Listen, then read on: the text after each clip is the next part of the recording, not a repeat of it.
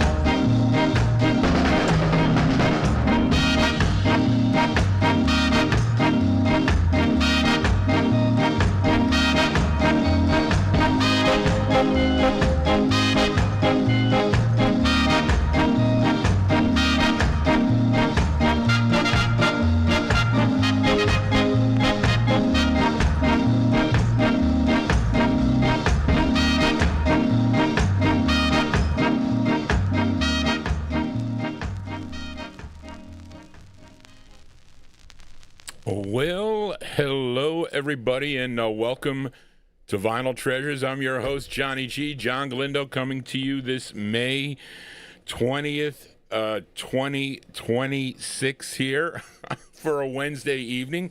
We are live here on Oldies and More Radio, also live on the YouTube stream. It is our sole show for the week, and I apologize for being a little late tonight, but I had to go out in this horrible weather,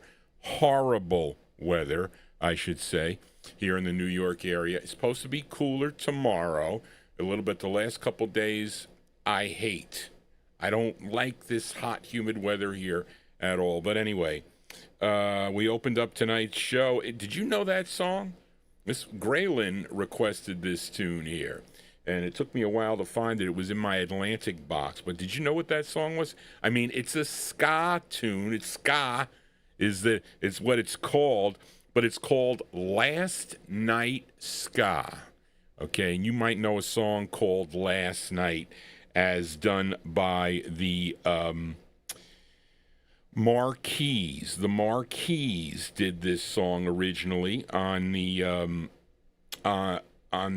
Stax record label in 1961, but Graylin requested this group from Kingston, Jamaica.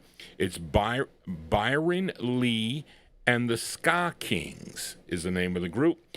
And Byron Lee first recorded on, was it Capitol?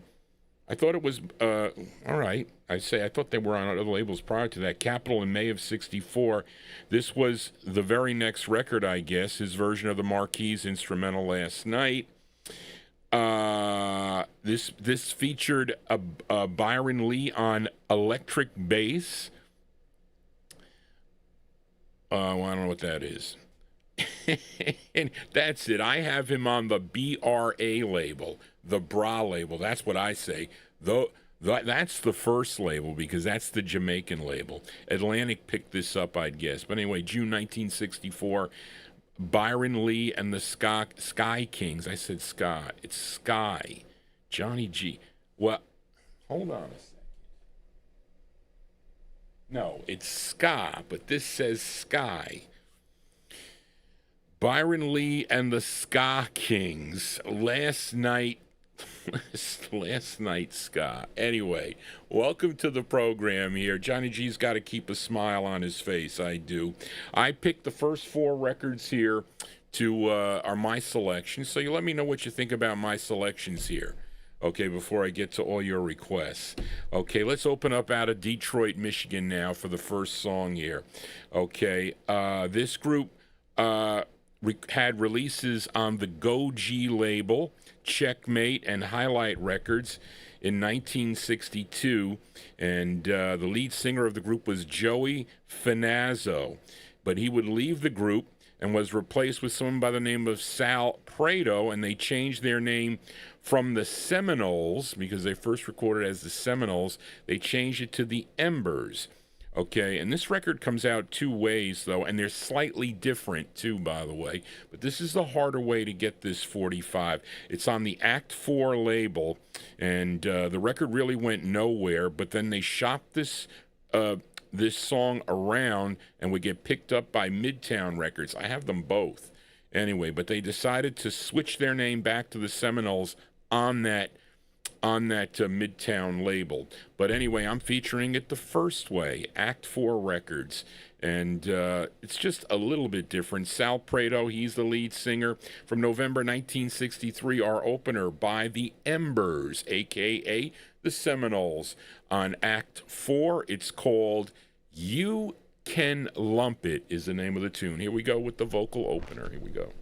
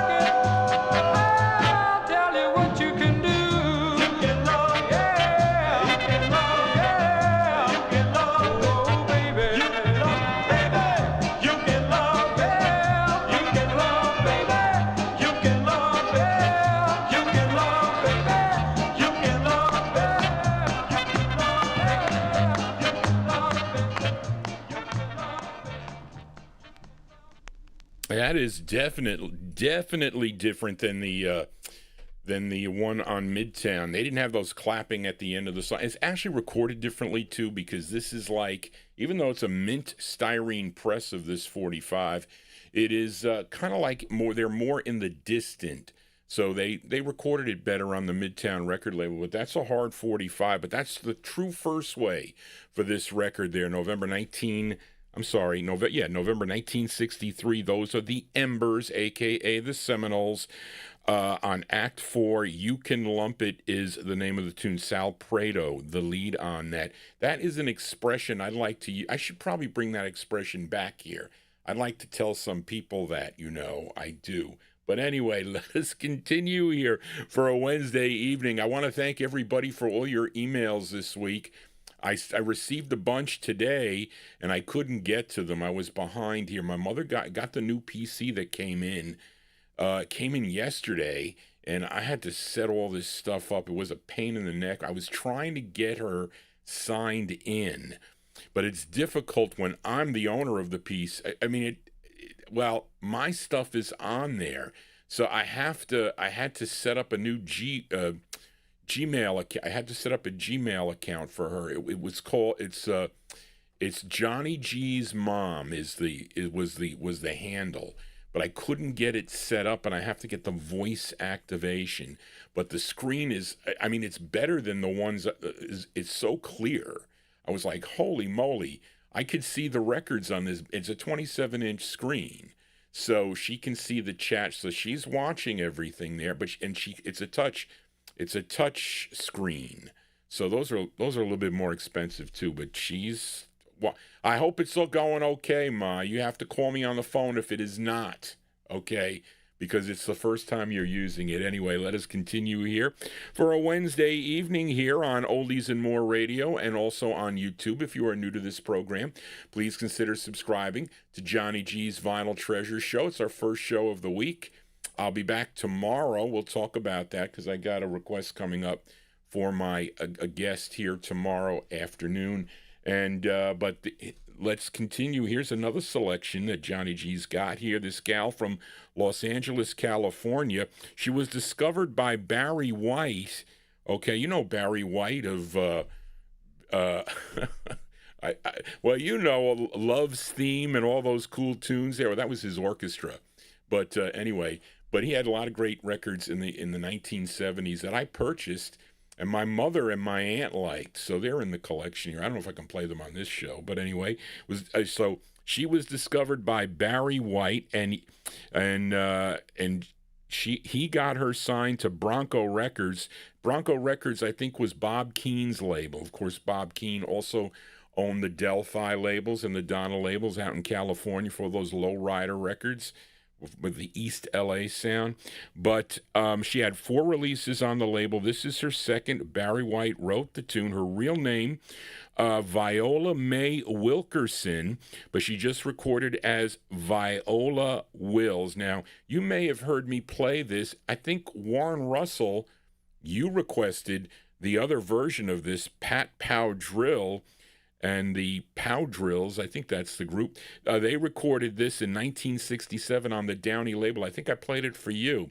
But this is the original version here. This charted number 32 on KRLA. If you were listening out in Los Angeles, California, November 1966, give a listen to Viola Wills.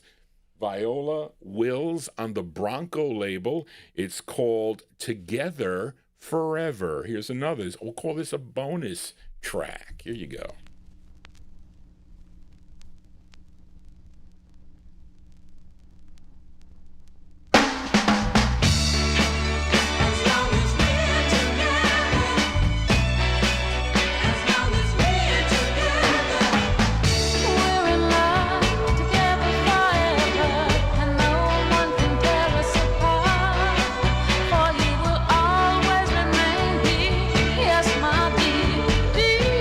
Within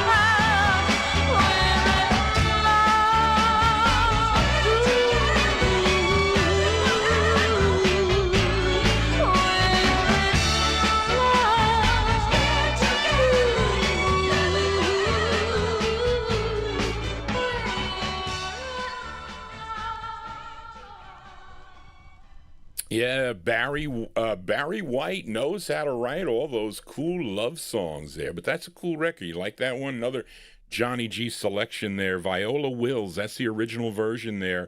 Together Forever is the name of the tune. November 1966 on the Bronco label out of Los Angeles. Together Forever is the name of that tune. Let's continue here. Now, the last two records that I'm playing, I found out in the wild. So this one's got a little bit of, but it's not that bad, really. It's got a scratch in the beginning of it, but it's not bad. But this is on Joe Evans' Carnival label. And this singer was born and raised in Wilmington, North Carolina, but he moved to Jersey City, New Jersey. His real name was Philip Terrell Flood, but he shortened it to Phil Terrell. Phil Terrell. And he had 2 releases on the Carnival record label. This is his first. He's being backed up by a group that also recorded for the Carnival label. And you know this group. You know the Manhattans are backing him up on this, but they are uncredited. Let's go to October 1965. Another bonus track from Johnny G. Phil Terrell on Carnival Records. It's called I'm Just a Young Boy. Here you go, Phil Terrell.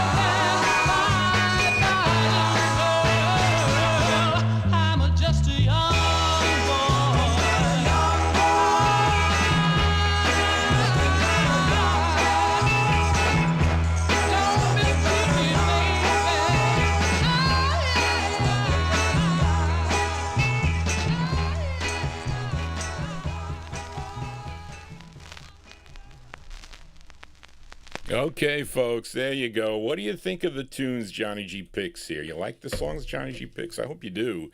Do we have any young boys in the chat room there? I see Timbo. Timbo's a young boy. I'm not a young boy anymore. I wish I was.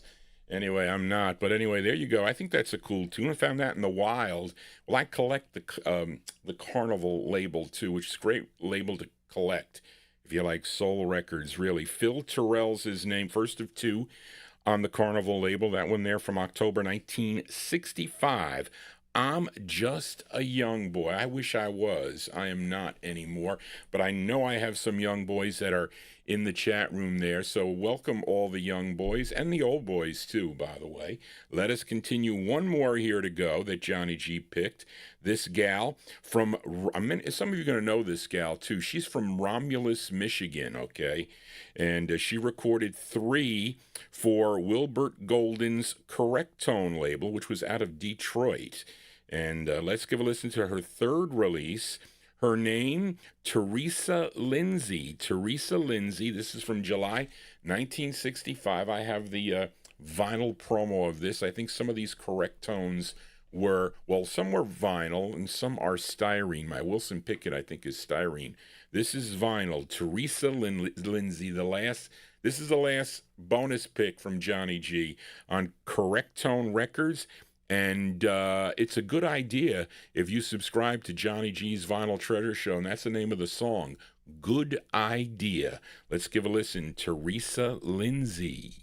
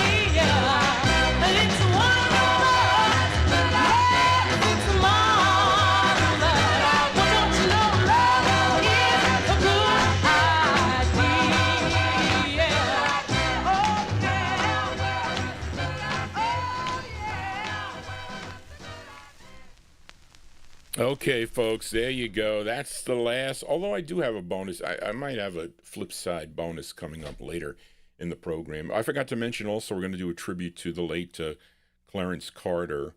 We will do that too. But anyway, there you go. That is Teresa Lindsay. Teresa Lindsay there on the a Correct Tone record label from July 1965. That's her third release on Correct Tone. Good Idea is the name of the tune. I think she has one more on the Golden World label after this one. Anyway, so anyway, I didn't get into the Oldies and More chat room there. I will be in there momentarily.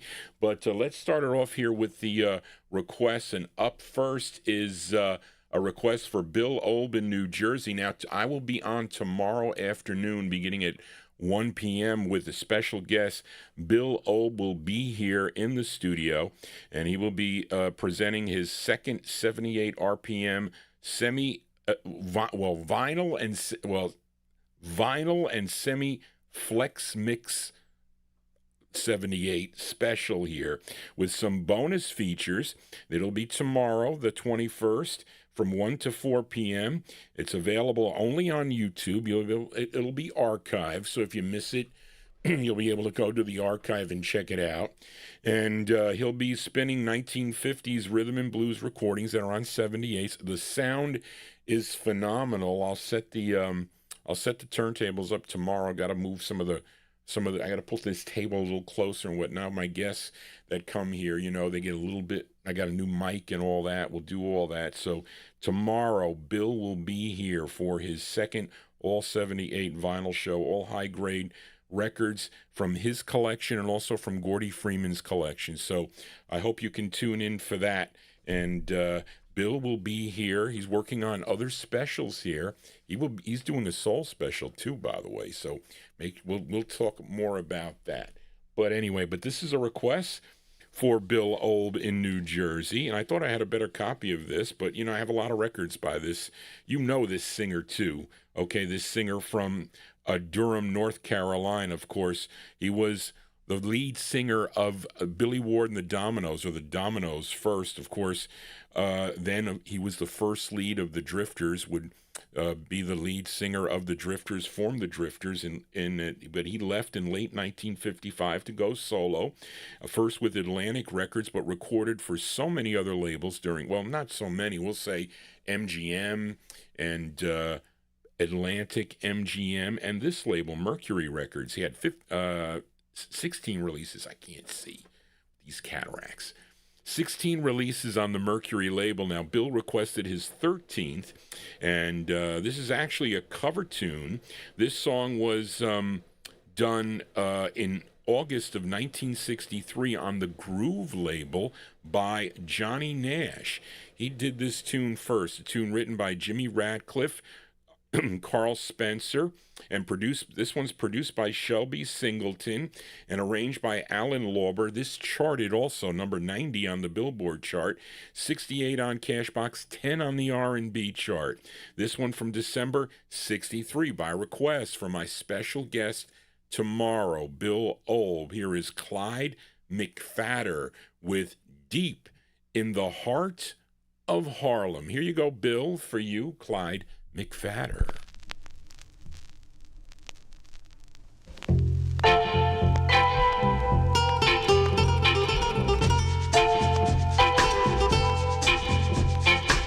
A dog barking at the crack of dawn. A baby's crying 'cause his mama's gone.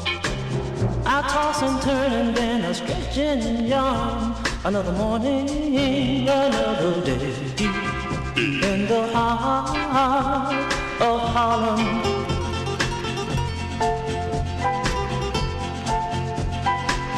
I feel a tenement coming alive. Another working day, I've gotta survive. Fight with the foreman from 8:30 to 5 to make $1 so I can live deep in the heart of Harlem. And kick and get my feelings hurt downtown. I'm just a little spoke that helps the wheel go round.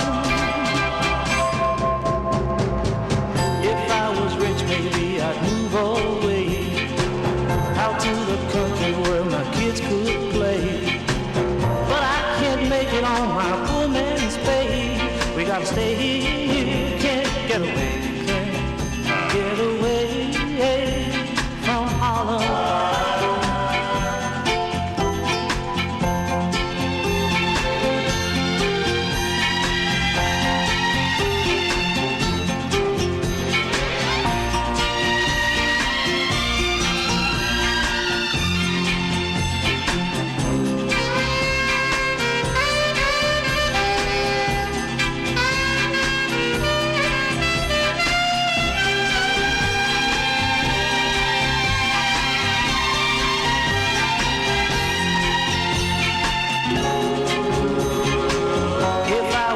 Maybe I'd move away out to the country where my kids could play.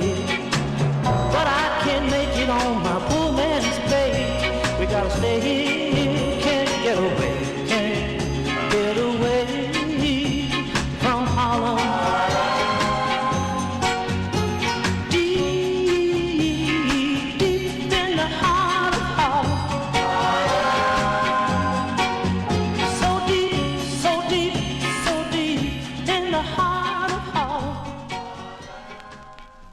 There is a rose in Spanish Harlem. I should have played that record. That's the lazy DJ segue. No, but we're not doing that. Anyway, there you go.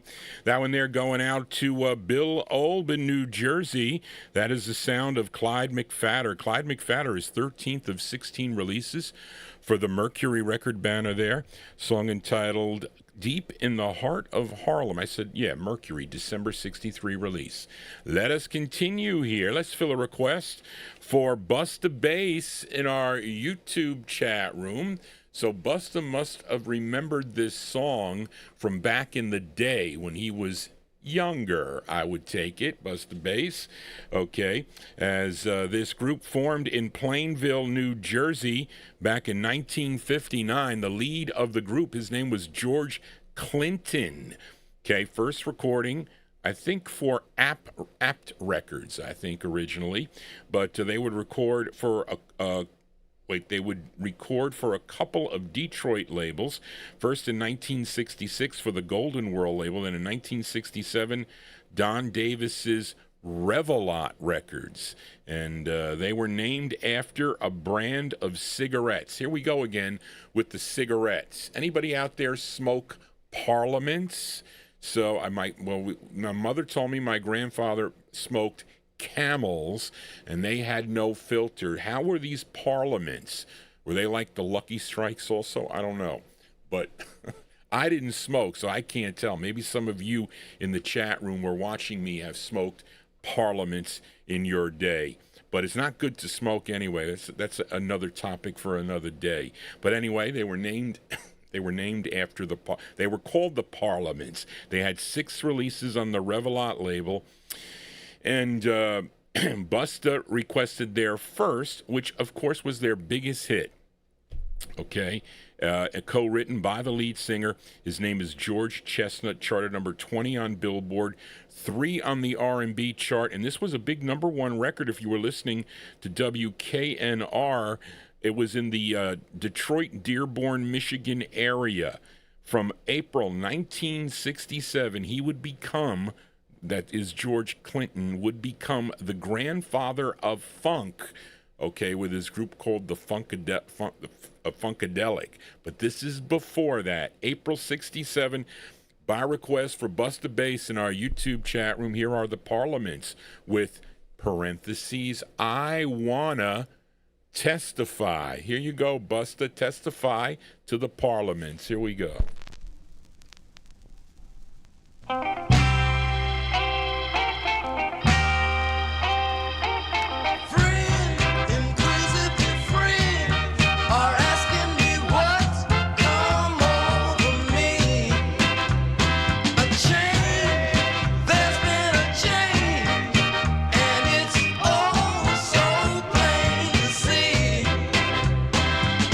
Love just walking on me.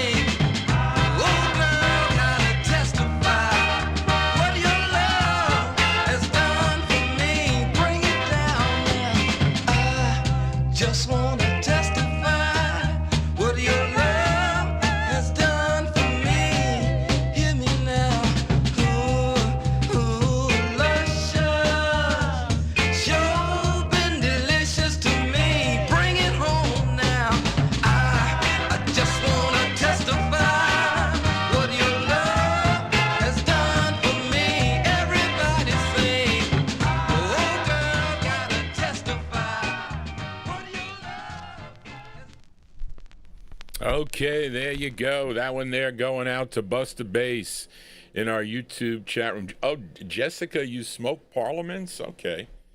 The my aunt smoked Cools. My Aunt Mary smoked Cools, and she stopped after she stopped for a long time though. But of course, anyway, smoking is not a good thing. Let's put it that way. But there you go. Cool tune there. That one there going out to listener Busta Bass in our YouTube chat room. April 1967. Those are the Parliaments. The Parliaments with George Clinton on lead. I Want to Testify is the name of the tune on the Revelot record label. Johnny G Wants to Testify. I only feature original vinyl 45s here on the program. So it's different when you play the records and you have to find the requests and whatnot. It's harder to do that when you play real records, especially when you do, like, if you do 3 shows like I do. But yeah, you know, the Friday, the Saturday, Sunday show was really one show, but it's like doing 2 shows. But I made it 2 shows. But anyways, but it's a lot easier for me because Sunday is a lot easier. I just sit in the chair and play the records. Anyway, let us continue here, and let's fill a request now for listener Avatar in our YouTube chat room. I had your where'd it go here? Here we go. So I'm a little bit more organized today, folks. Okay. And request for listener Avatar. This gal was this singer born in South Lyon, Michigan. Where's South Lyon, Michigan, folks? In the vicinity of, I don't know. Started recording back in 1961. Her debut single came out on the Karen label, okay, would get picked up by Atlantic Records, was a song called My Heart Went Do-Dot-Da, was her first release there. And Atlantic made it her first of 17 on the label between 1962 and 1969. Now, Avatar requested her 16th release. Okay, this charted number 42 on WOL in Washington, D.C. This tune written by Richard Popcorn Wiley and Tony Hester, produced by Ollie McLaughlin.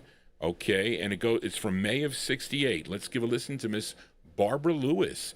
Barbara Lewis on Atlantic Records for Avatar in our YouTube chat room. It's called I'll Keep Believing. Here you go, Avatar, for you, Barbara Lewis. Come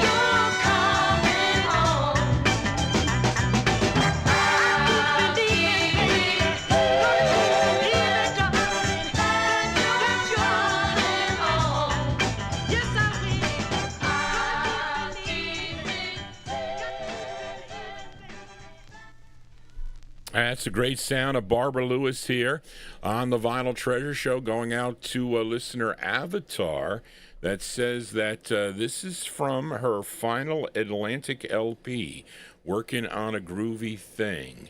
And anyway, well, you know what? It probably did deserve to be played more. You know, back in the day, back in the 50s and the 60s, so many records coming out, the disc jockeys were like flooded with records. So some of those guys had a great ear for the music. I probably should have. Maybe Johnny G should have been one of those guys. But anyway, there you go. That one there going out to listener Avatar, May 1968. Barbara Lewis. Barbara Lewis, her, what did I say? It doesn't, her 16th release, that was her second to last release on the Atlantic label. I'll Keep Believing is the name of the tune. Let us continue now. Let's fill a request now for a UK listener, Dave in Yorkshire. Okay, thank you for your email, Dave, as he requested this. Well, this song was big in the clubs back in the day. Those of you that tune into this program, those of you over in the UK that were in the Northern Soul scene in the late 60s, early 70s, from the mod into the Northern Soul, you know a lot of these records. I don't know if they get played today. Some of them get played, but there's so many records. Remember, this was the early 70s playing some of these records from the 1960s. Now you have records from the late 70s and really early 80s that get played in the clubs that have that beat that they're looking for. But this definitely was a beat they were looking for. The singer-songwriter, producer from Memphis, Tennessee, known for his songwriting at Stax Records, first recording back in 1965 on the Genie label. Then he would have 5 releases on Minute Records. This was his second that Dave requested, a tune written by Isaac Hayes and David Porter. Well, this might have come over from Stax, I would think, possibly. Okay. This is arranged by Gene Bowlegs Miller. This charted number 37 on WRBD, if you were listening, in Fort Lauderdale, Florida, and came out in September of 1966. His name, Homer Banks. Homer Banks, it's on Minute, and this is styrene, so you will hear styrene crackle in the beginning of this. So I was telling one of my guys that I was buying records from. He was feeding me records. So I said, are you testing your 45s on one of those small little players? Are you doing that? So he said yes. I said, have you checked the needle on that thing? Okay, because I'm telling you, the styrene records you're selling me, and I don't want them if they're like that, but they were cheap enough. They're damaging the early the groove, the beginning of the grooves. You get, like, especially on the styrene, you're damaging the vinyl with those bad needles. I don't care if the tone arm might be too heavy, the needle is worn out, and you're ruining the records. You'll hear a little bit on this, and then it gets better. Anyway, I wanted to let you know before then because, listen, I try to play the cleanest things I can here on the program. And that's what I try to do. And sometimes that's not the case in this one. Anyway, September 1966 for Dave in Yorkshire. Homer Banks on Minute. It's called 60 Minutes for Your Love. Here you go, Dave, for you, Homer Banks.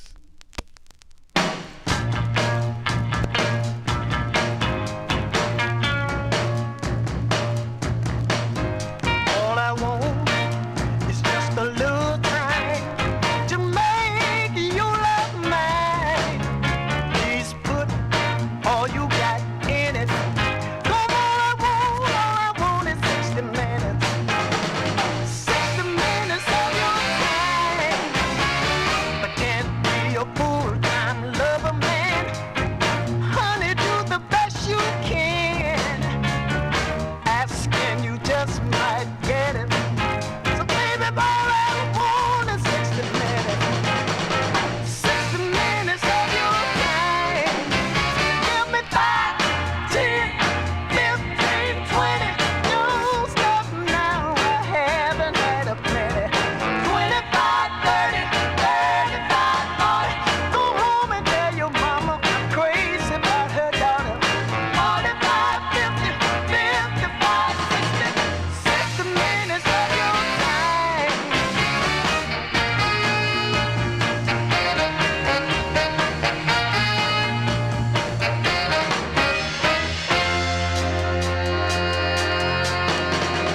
can't be a full-time lover, man.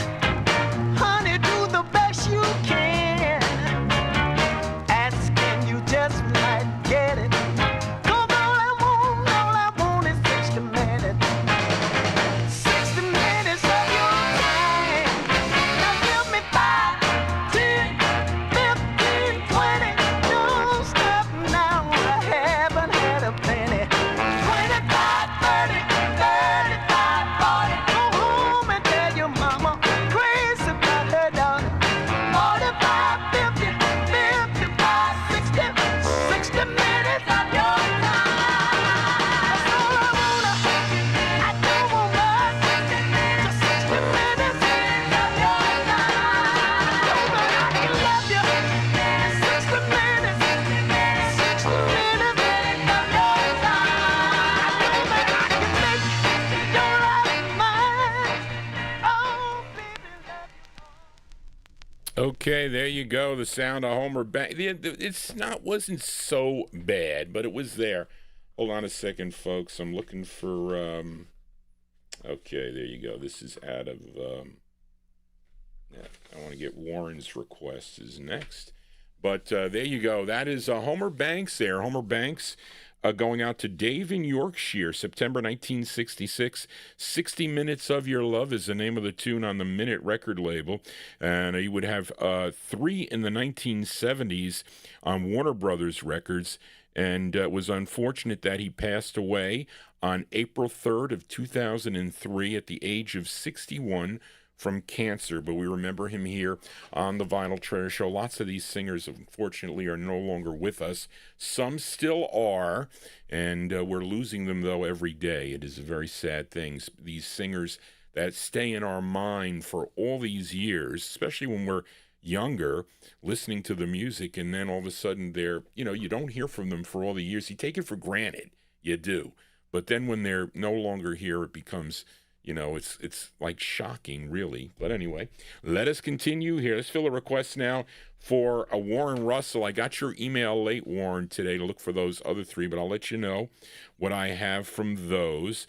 But this is a request for a Warren, and this group is out of Columbus, Ohio. They have this lone release, came out on a label called Shure Records. Now, the group included, this is a self-contained group, which means they played all their instruments.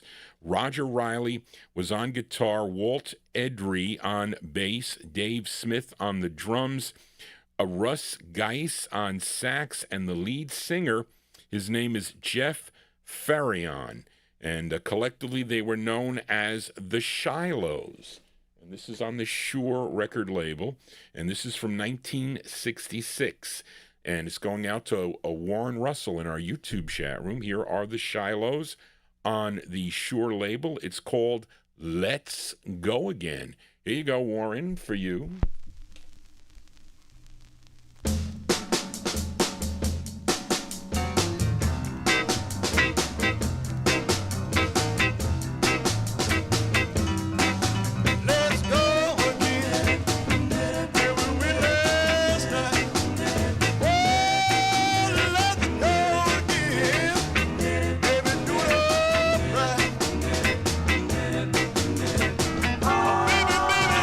Expecting you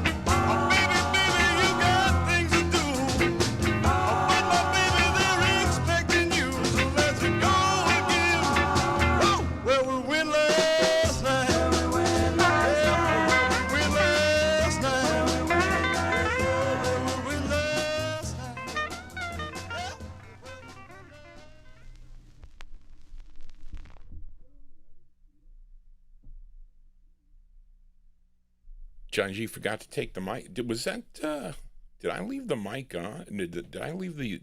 Did you get an echo on that record? I hope not. I didn't hear it. Anyway, okay, there you go. That one there going out to Warren Russell in our YouTube chat room. 1966 release there. The group is called the Shilohs. That one there on the Shure label out of Columbus, Ohio. Let's Go Again is the name of the tune. And a couple of the group members would leave this group and reform as the Four Winds. What?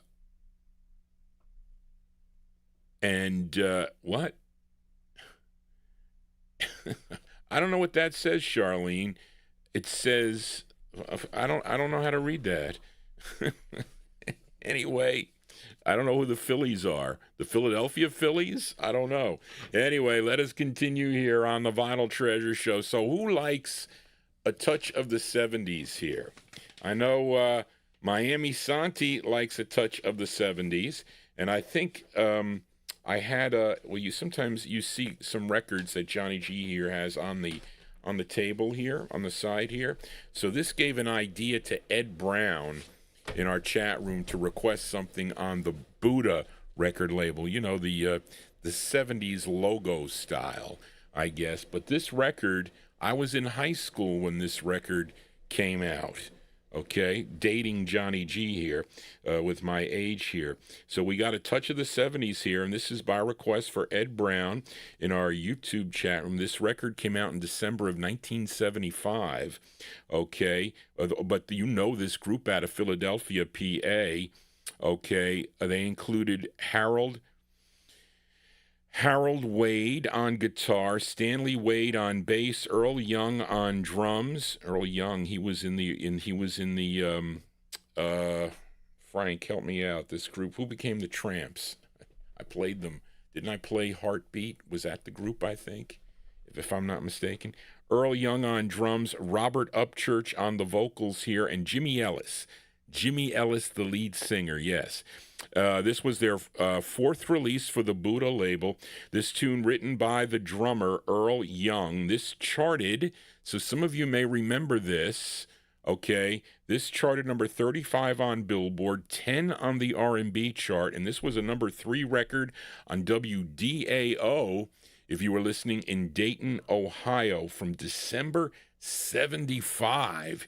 Here are the Trammps, Trammps, the Trammps on Buddha. It's called Hold Back the Night is the name of the tune. Here we go, the Trammps.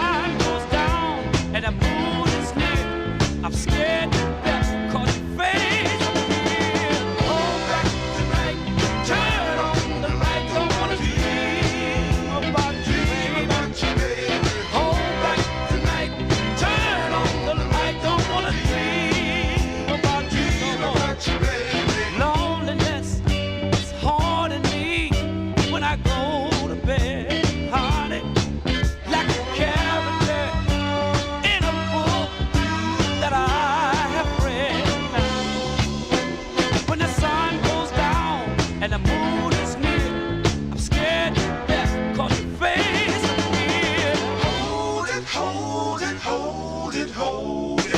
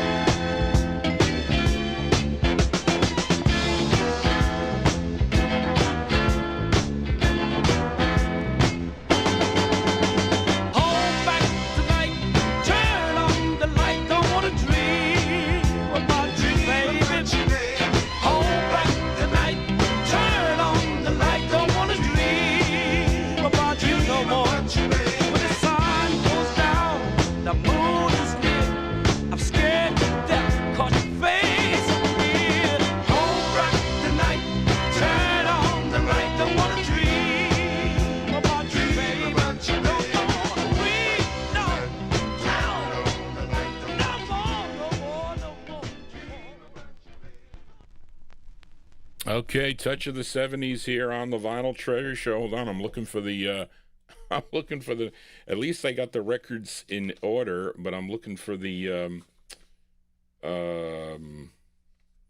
this is TJ. Hold on a second, folks. L M. Okay, here we go. So there you go. That one there going out to Ed Brown in our YouTube chat room, December 19. I'm sorry, 19.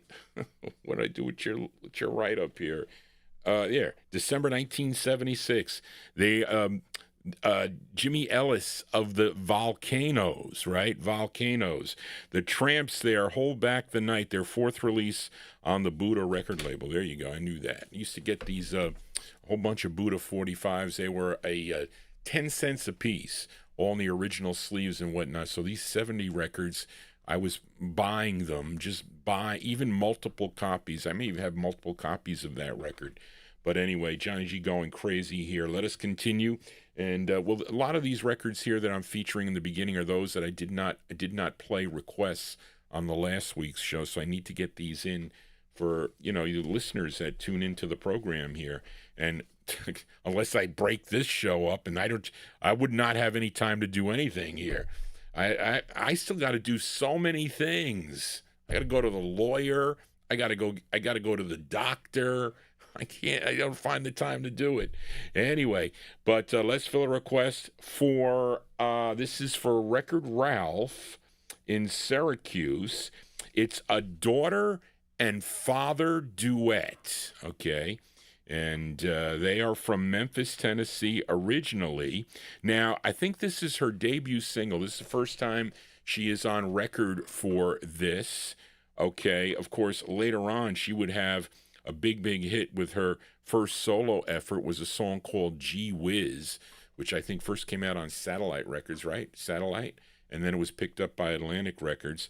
But here she is, well, that's, of course, Carla Thomas. Here she is with her father, Rufus Thomas, recording as, is he first here?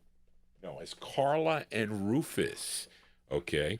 And this was also first issued on the Satellite label and would get picked up by Atco Records. Anyway, from August 1960, going out to Record Ralph in Syracuse, Carla and Rufus, of course, Thomas, on the Atco label. It's called 'Cause I Love You. Here you go, Ralph, for you.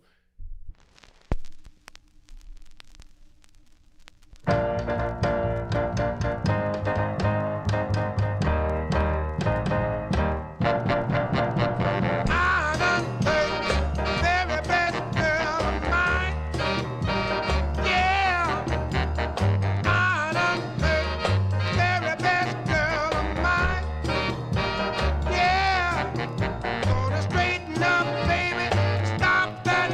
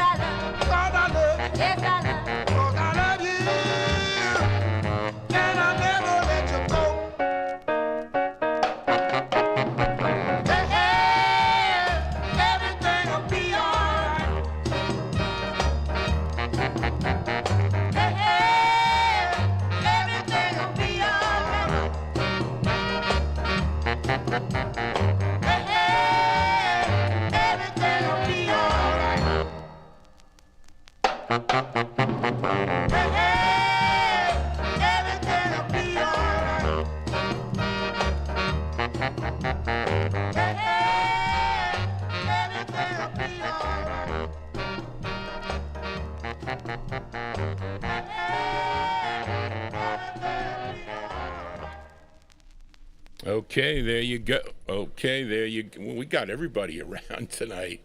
So Johnny's got to go back in the oldies and more chat room. But anyway, there you go. That is I guess we can say the debut single of Carla Thomas there. But with Singing with Her Father, August 1960, going out to a record Ralph in Syracuse. It's called 'Cause I Love You is the name of that tune there. And hold on a second. I want to check one thing, folks, on this record. Yeah, written by, I think Dad wrote this record, I would say. It says Thomas. I bet you that's Rufus Thomas. Anyway, Johnny G here on a Wednesday. If you are new to this program, please consider subscribing to my YouTube channel. That is the best way to keep these copyright police away, because I get scared when I do sometimes tribute songs here, because the owners of the music, sometimes they don't like that, especially, and they know that when a great singer like this singer passes away, no matter who it was, like I did a tribute to when Aretha Franklin passed away, I played a lot of her records. They shut my show down is what they did. They didn't allow me to post it. Okay, I think I had to take off like, I don't know, 3 or 4 of her records because I played too many. It was too many in a row. That's a no-no also. Okay, you can't play 3 records in a row by an artist, although I do what I want, to be honest with you. But YouTube is the one that gives me these strict rules here. Anyway, but who told me about it? I think it was Edmund Williams was first to IM me on my Facebook, and I think then Charles Ellis Avatar emailed me that morning to say the passing of this great singer, Clarence Carter. Okay, and I was looking for someone request. Well, I get requests for Clarence Carter quite often here on the program, but his early stuff, okay, well he passed away. First of all, passed away on May 13th, 2026, at the age of 90 from, it says, pneumonia.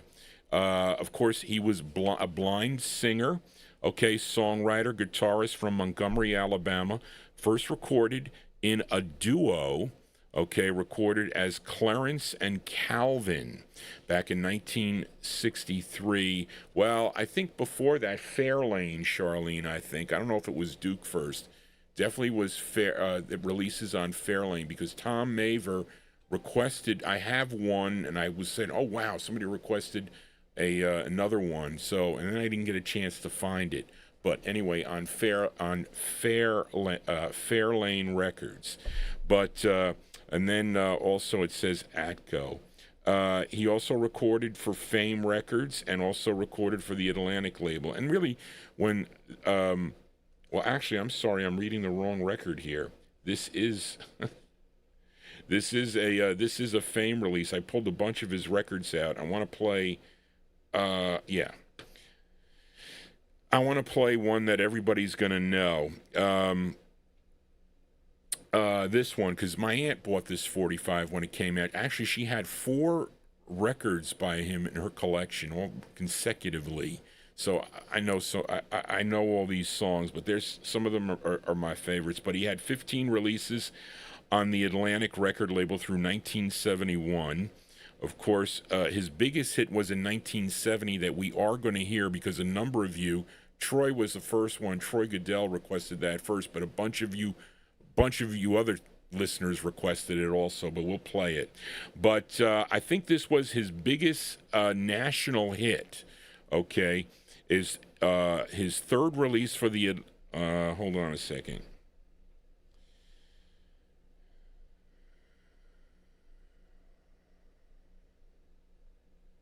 No, this was his 2nd, okay. I don't know why this is on here. Oh my. This is his 2nd release, okay? 2nd release on the Atlantic label, written by Marcus Daniel, Wilbur Terrell, and William Armstrong.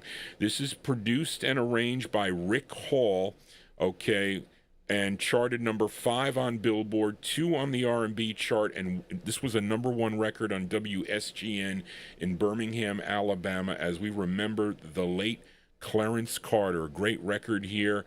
April, I wish I knew all the musicians on this. Okay, April 1968. Bust the bass. If you could name them, that would be great. April 1968, Clarence Carter on Atlantic Records as we pay tribute to him. It's called Slip Away. Here you go, the great Clarence Carter.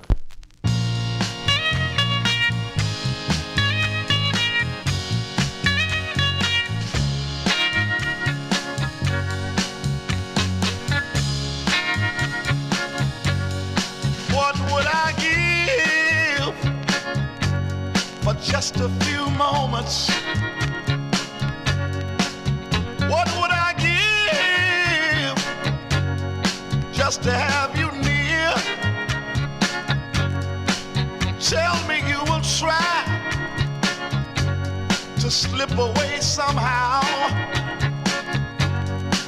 Oh, I need you, darling. I want to see you right now. Can you slip away, slip away, slip away? Yeah. Oh, I need you so. Love, oh love, how sweet it is when you're still it, darling. Let me tell you something now. How sweet it is.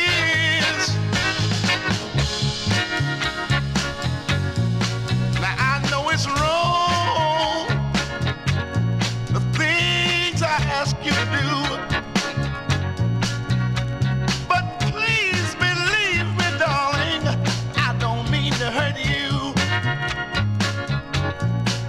but could you just slip away without him knowing you're gone? Then we could meet somewhere where we're both are not known. And you just, can you slip away? Slip away, slip away, yeah. I need you so. Oh, can you slip away, baby? I'd like to see you right now, darling. Can you slip away now, baby? 'Cause I got to see you. I feel a deep burning inside. Oh, I wish you could slip away. Oh, I wish you could slip away.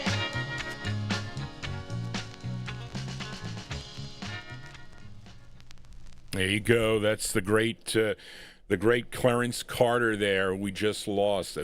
Such a great talent, really. I'm telling you, these records are like mesmerized in my brain. April 1968, that's his second release for the Atlantic record label. Slip Away is the name of the tune, and we'll play more records by Clarence Carter. Let us continue here. And here's a request. Found this. I was down in the no humidity basement. Actually, I showed two ladies. Karen Efron and her sister Elaine stopped in. It's supposed to be a short visit. It was longer than that. And they wanted to see the no humidity basement. So they're one of the few people that have seen the no humidity basement. So you can ask Karen about it. She'll talk about it on the Saturday show. But anyway, this is a request, though, for Kid Kilowatt. I was down there looking for records. I finally found this one here. Okay, for Kid Kilowatt, this singer from Tampa, Florida. Okay, his real name, Arnold Jake Mitchell. Now, in 1965, he performed at the Apollo Theater, which prompted a contract with Impact Records, okay, in Detroit, Michigan, recording as Jock Mitchell. Had 2 releases on the Impact label. Now, his second, Mark Speck, do you have it? A very expensive one, which I don't have. Anyway, in 1968, he would become the owner of his own record company, and it was called Golden Hit Productions. That was his record company. And he would have 2 singles on that label under an alias of the name James Barnes, and this was the first that Kid Kilowatt requested, and it's a cool song about civil rights, and great tune it is. May 1968, by request for Kid Kilowatt in our YouTube chat room. Here is James Barnes and the Agents on a Golden Hit Productions, and the song is called Free at Last, parentheses, Great Day A-Comin'. This is for Kid Kilowatt. Here you go, Kid, for you.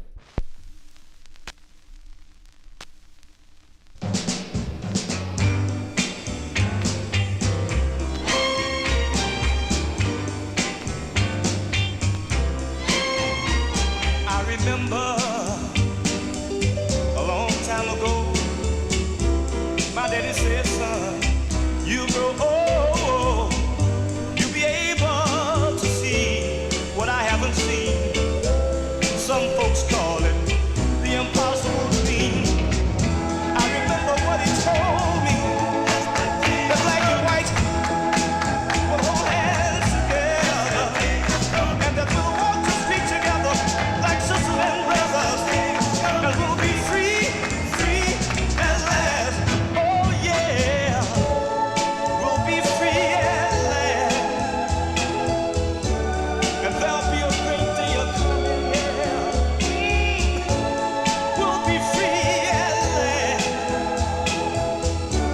when every man can hold his head up high, yeah.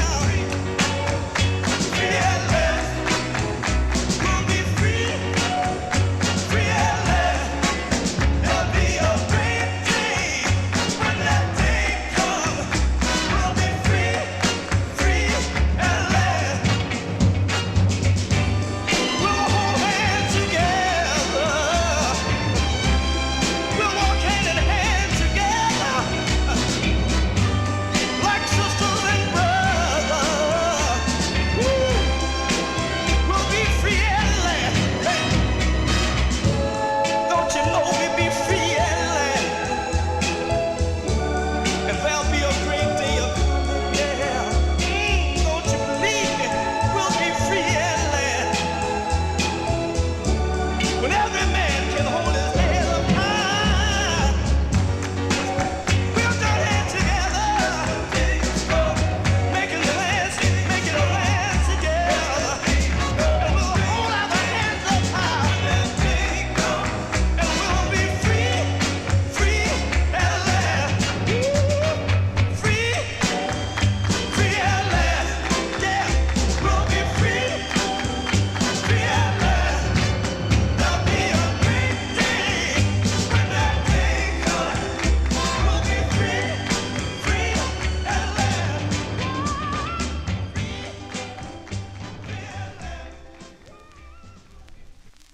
Okay, there you go. That one there going out to listener Kid Kilowatt. Cool record there.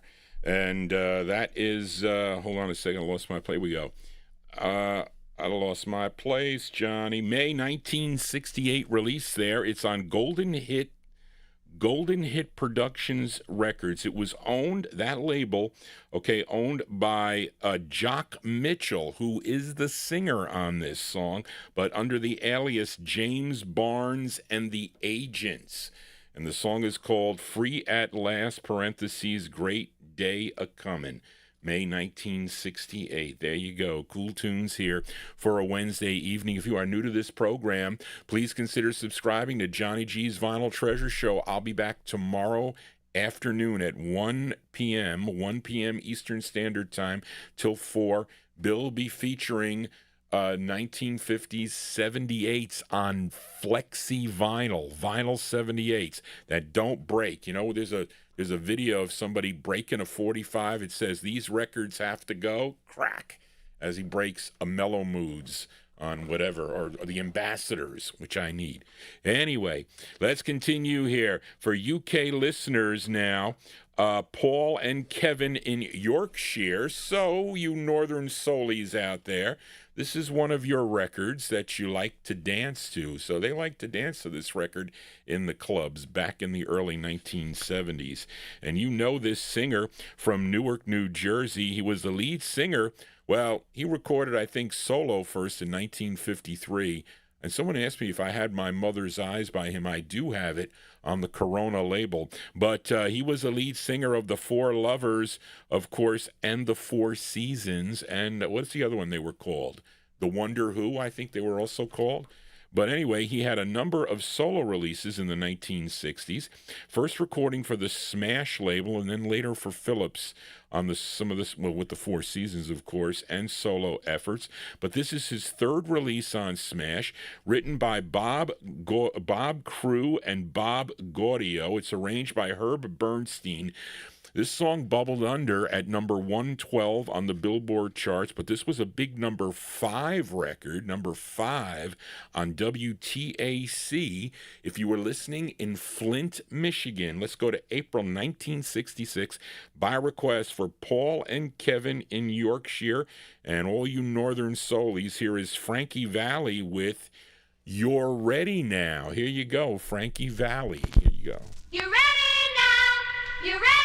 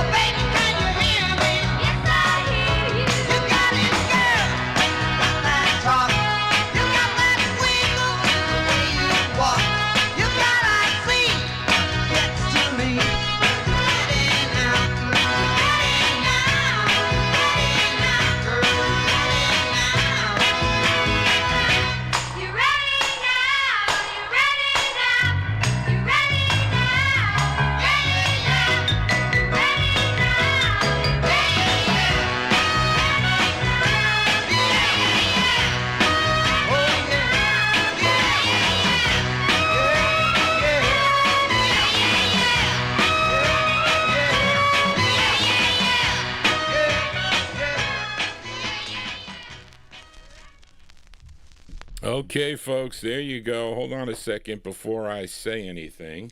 I'm looking for, oh, gosh. I'm looking for a request here before we say what that is here, but I don't know where it is. What is the name, Charlene, under this here page? I better keep my pages in order here. JohnnyG's going to have a conniption here. 7... Is it under L.A., Charlene? E, this is page 8, 9, E. Damn.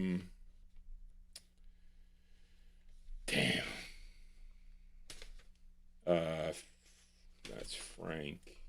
G, J, 12.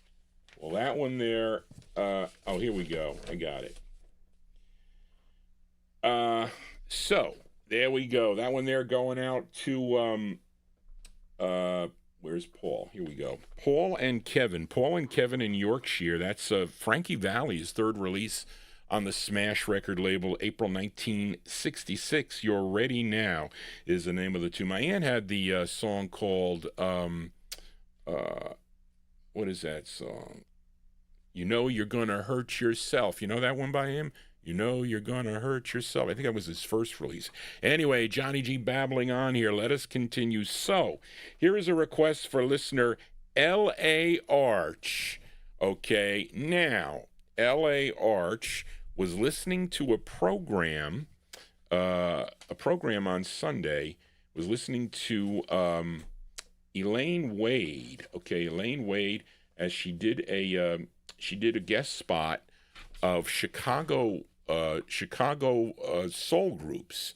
Okay, she was on directionsinmusic.org. This was Sunday between 4 and 7. So L.A. Arch asked Johnny G, he said, Johnny, do you have this record on the Mercury label? And I said, well, yeah, I think Greg sold me the 45. He said, well, I want to request one side for the Sunday night show, which is a 1963 release, because it's got like a vocal group sound to it, and I want to request the A side I think the A side. I don't know. I got to see if it has the stars on it. The promos on the Mercuries would identify it, but want to play this side for the Soul Show. I said, okay, Arch, I can do that because I like this record too. The only thing that messed this record up, I think, is the chirping of the birds in the beginning. I think that was the thing because other than that, the record is great, I'd say. But this is a request for L.A. Arch in our YouTube chat as we go to Chicago for this group. Okay, this tune, let me see. Hold on a second. So I take it, so Charlene is the writer, the singer on this song? I don't know. You have Bernice Williams I'm sorry. This song is written by Bernice Williams, who discovered, Gene Chandler, and co-wrote The Duke of Earl for Gene Chandler. He wrote this one. It's produced by David Carroll. It's the Riley Hampton Orchestra. The lead on this is James Zeke Brown. Where did I hear that name before? I know that name from a vocal group. James Zeke Brown is the lead singer on this. The group is called The Agents. This is the same group that would later record for MPAC and Wonderful Records. From July 63, out of Chicago, here are The Accents by request for L.A. Arch. The Accents on Mercury. It's called Enchanted Garden. Here you go, Arch, for you, The Accents.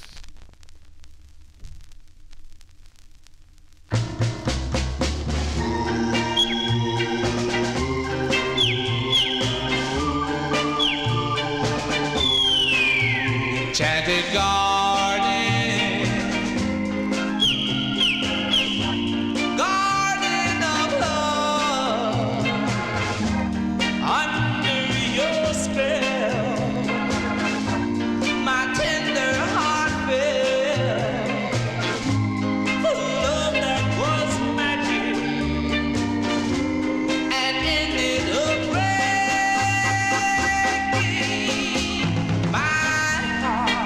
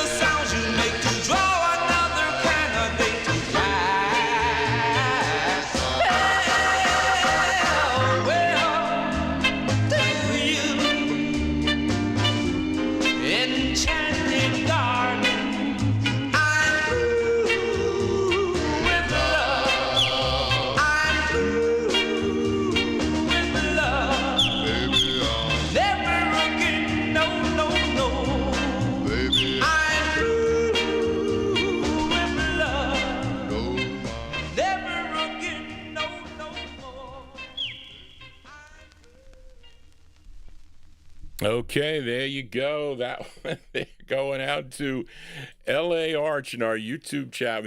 So Elaine Wade made Arch. Did you get an original on the? You got the repro.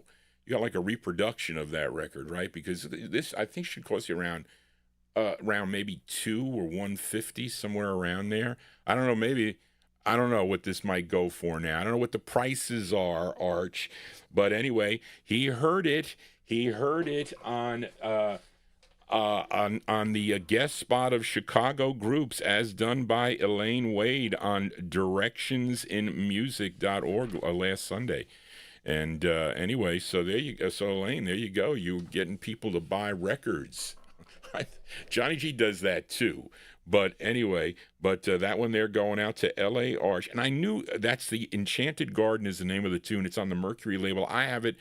You want the vinyl promo on this record is what you do, July 1963.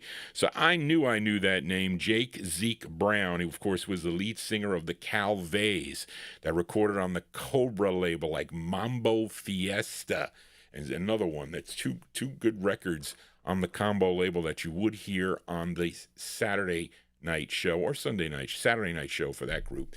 But anyway, cool tune there as we continue here on the Vinyltreasure Show. Fill a request now for Lee the G. Okay, this is another record I really like, and I found this. Well, I found copies of this out in the wild, this one and his follow-up to this. But this one is for Lee the G. Okay, in our YouTube chat. Now, this singer, born in Mansfield, Ohio, but he was raised in Buffalo, New York. Okay, his real name was Daryl Eubanks, Eubanks, but recorded as Daryl Banks. Okay, that's okay. But he would sign with Revelot Records out of Detroit in 1966. And this is his debut. This is his debut single, a song written by Donnie Elbert. Although they give credit to Banks on the label, it was tied up in the courts for so many years, really. But I think Elbert eventually did get credit for 50% of this song, but much later on, of course. And he's always argued that Banks only suggested they speed it up because it might have been a tad slower. So that's what he says. Now, this charted number 27 on Billboard, 24 on Cashbox, number 2 on the R&B chart, and this was a big number 1 record if you were listening to WJLB out of Detroit. This is his first of 2 for Revelot Records. Let's go to May of 1966. For Mr. Daryl Banks on Revelot for Lee the G. It's called Open the Door to Your Heart. Here you go, Lee, for you.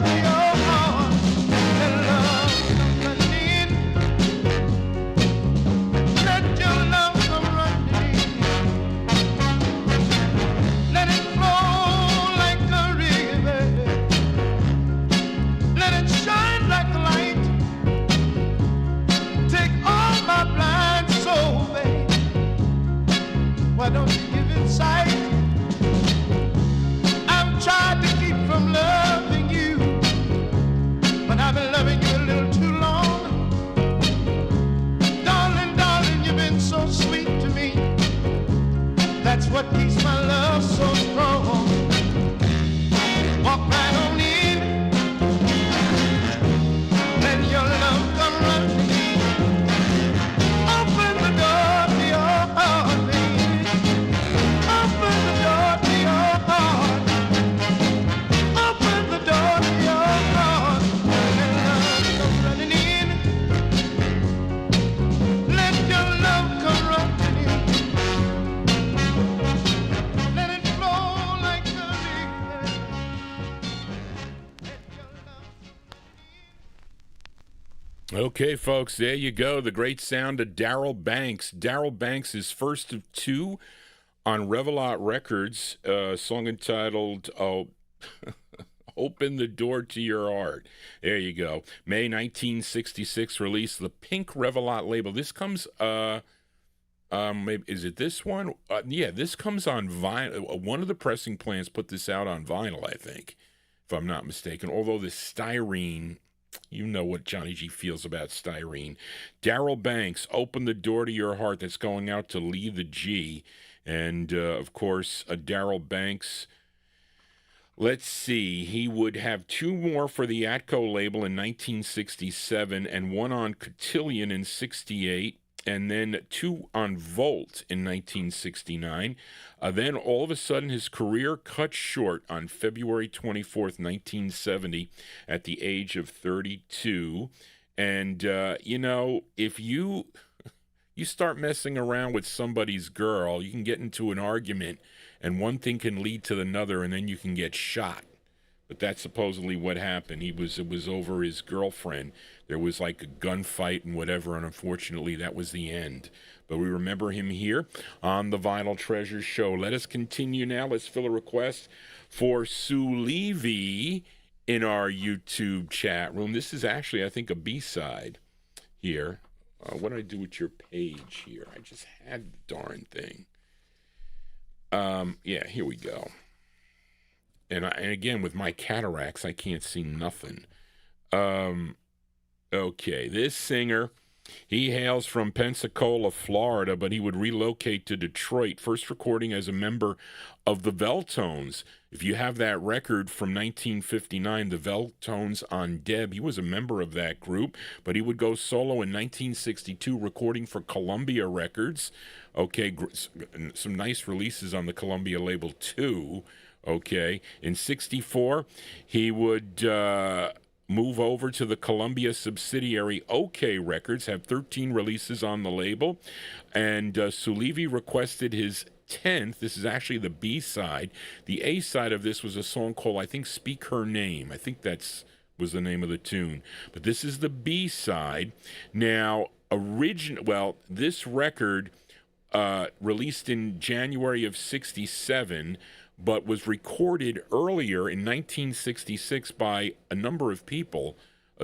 Rick Nelson recorded this tune, as well as Benny King on the Atco label. But let's give a listen to this version as done by Walter Jackson, a tune written by Hal David and Burt Bacharach. It's produced by Ted Cooper and arranged by Riley Hampton from January 67 for Sue Levy, listening in Finland.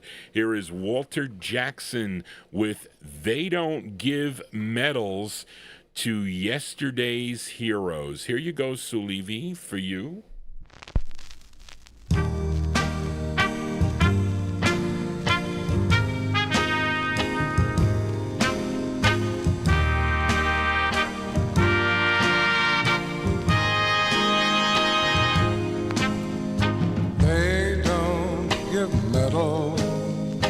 Yesterday, heroes, 'cause yesterday it's over, and I've got to live for today. I'm going places and nothing can stand in my way. Yesterday, it's over. No, they don't get mad to yesterday's heroes. I know my way now. I'll never look back from this day on.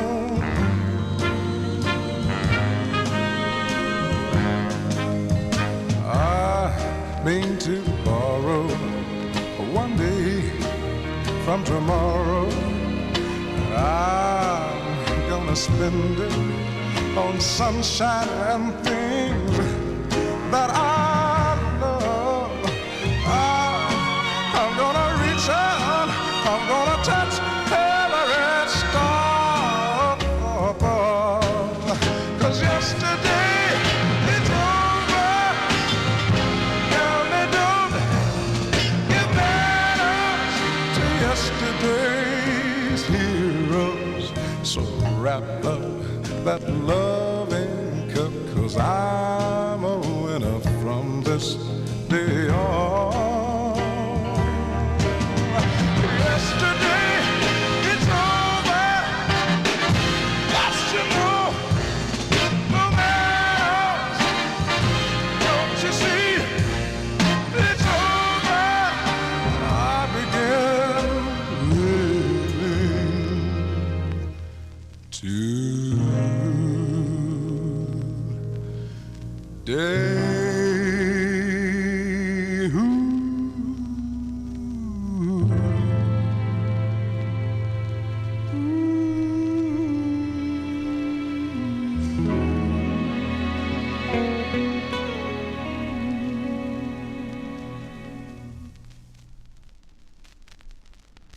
Wow, that's a nice sound there. Going out to Sue Levy in our YouTube chat room. Hold on a second, folks. I gotta go to the. I gotta make sure I have the next record. I should have had these on cards, is what I should have had. But let me make sure I got Frank's here. Yes, I do. Hold on a second. I gotta check this off here like that, so I know. There you go. That one there going out to Sue Levy. They like that. Well, listen, Walter Jackson. I said, such a great singer, really. Let me just check something, folks, on this song for a second. Yeah, actually, it's they do. Well, there's a parentheses here, Charlene. They don't give medals parentheses to Yesterday's Heroes is the name of the tune. That's a great record there. Well, it definitely has that Burt Bacharach, Hal David sound to it. It does, but he's got a great voice, and I think he was also. He couldn't walk either. So, because if you look at some of the clips, he was on a Dick Clark's Where the Action Is. He's sitting, he's either on a chair or he's sitting in like a balcony. I forget what song he was singing, but he is not standing, he is sitting. So again, well, listen, that didn't stop so many of these singers. That these handicaps did not stop. You can still be a successful singer as well as he was. But there you go, going out to listener Sue Levy, January 1967, Mr. Walter Jackson on OK Records. They don't give medals, parentheses, to Yesterday's Heroes. Well, we do here on the Vinyltreasure Show. Let's fill a request now for Frank and Jerry Gingaro. Have I played a Motown record yet? No, we played records that sounded like Motown, right? You were all saying they sounded like Motown. But anyway, let us fill a request for Frank and Jerry Gingaro. And it's early Motown here. This one released in July of 1962. It's the third single for this singer.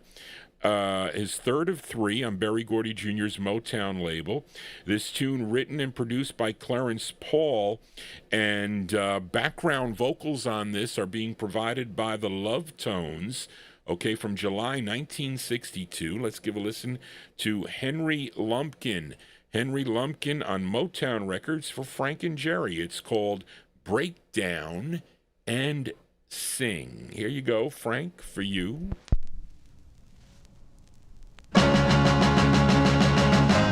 Whenever we're together, yeah, girl, I feel so glad. Yeah, whenever we're apart, girl, yeah, girl, I feel so bad. Yeah, I know a man ought not to cry, so baby, when the tears come into my eye, I just break down and sing, oh sing, I sing, oh sing.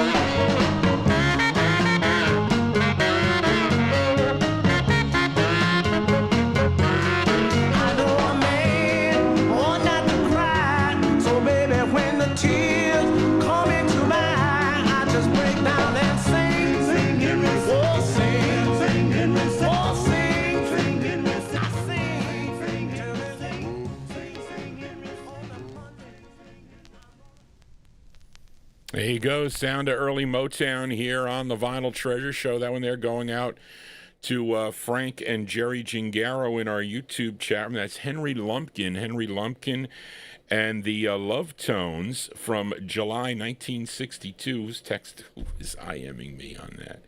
Anyway, Breakdown and Sing is the name of that tune there on the Motown record label. Let us continue here on the Vinyltreasure show, and I'm looking here. Let us fill a request now for listener Ansray. Let me get to page, hold on a second, page 1. I got to go where the A's are, okay? No, it's on page 2, Johnny. I got to put my 19 pages in order. 19 pages of your requests here, folks. Yeah, let's fill a request for Ansray Thomas now, and this is a duet we have up next, and you know both of these singers. Half of the duet is the lovely Baby Washington, has so many great tunes, both solo and with vocal groups, like mainly the Hearts, and the other half also had his share of releases, and his big hit was another duet with Dee Dee Ford, and a song called "I Need Your Lovin'." I need your lovin'. You know that song? That's a cool record too. I remember that. But big hit for him in 1962, or I should say for them. But here is, this is with Baby Washington he does, and this is a cover tune actually. The song first done back in 1963 as done by the Marvelettes, and on the Tamla record label. You may also know this record as done by the Four Chevelles, I think, on the Delft label, which is a rare record, and then it also was issued on Bandbox, but that was a male group. But this is a duet of this tune written by Brian Holland, Lamont Dozier, and Freddie Gorman. It's produced by Bobby Martin and Clarence Lawton, arranged by Bobby Martin. This didn't do well on Billboard, number 119 on the Billboard chart, number 30 on the R&B chart, and number 3 on WMBM, if you were listening in Miami, Florida. From 1973 now, touch of the 70s here, Baby Washington and Don Gardner, and their rendition of the tune, Forever. This is going out to Ansray Thomas. Here you go, Ansray, for you.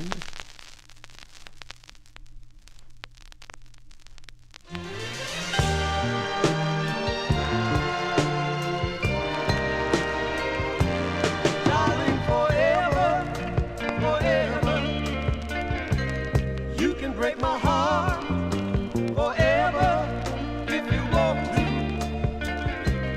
I'll play the part of a fool just to be with you forever. Yeah, yeah, yeah. Darling, forever, forever. You can torment me. Take my love for granted, but I'll always be just a fool if I can just be with you.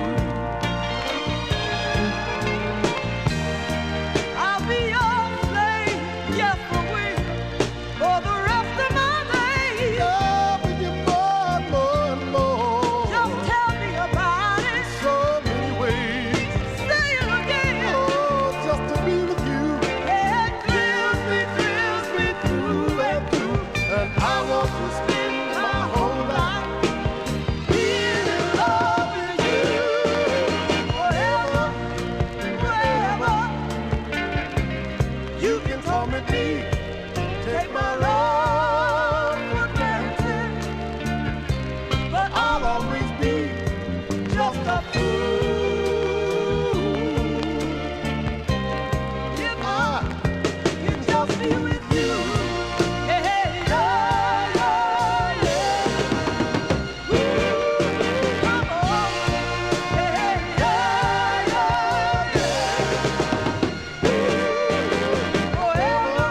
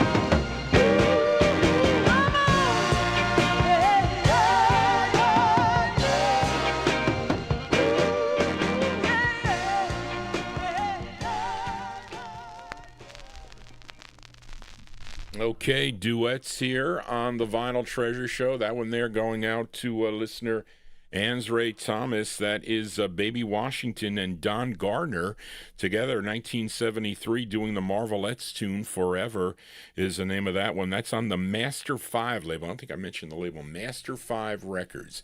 I have another one by them. I think they have more than that, maybe 3 on the label, or at least Baby Washington does. Johnny G here on a Wednesday. I am your Wednesday night disc jockey. We're live on oldiesandmoreradio.com, also live here on the YouTube stream. If you are new to the program, please consider subscribing to Johnny G's YouTube channel. Also, click that bell to get all notifications when I go live, and give me a thumbs up if you dig what you're hearing here on tonight's show. This is the all 60s soul show, mainly.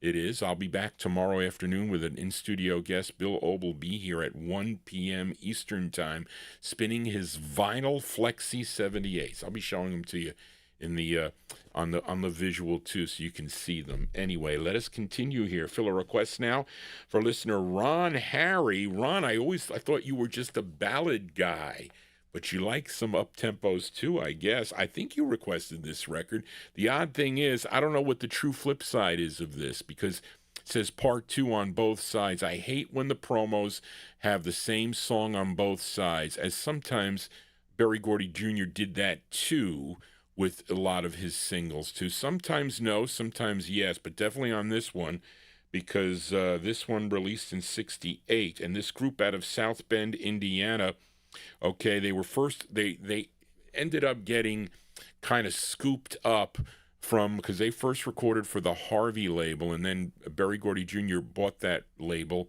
Harvey Fuqua associated with that label, maybe even owned it, because Harvey Fuqua, again, went to go work for Motown Records too. But they had releases on the Soul record label, about 30 releases in all on Soul Records between 1964 and 1977. This was their 12th release, written by tenor saxophonist Arthur DeWalt. And that isn't that his real, isn't that Junior Walker's real name, I think? Anyway, this charted number 42 on Billboard, number 19 on the R&B chart, and number 2 if you were listening to KYAC in Kirkland, Washington. Wow. July 1968 for Ron Harry. Junior Walker and the All-Stars. It's called Hip City, but it's part 2 on Soul. Here you go, Ron, for you.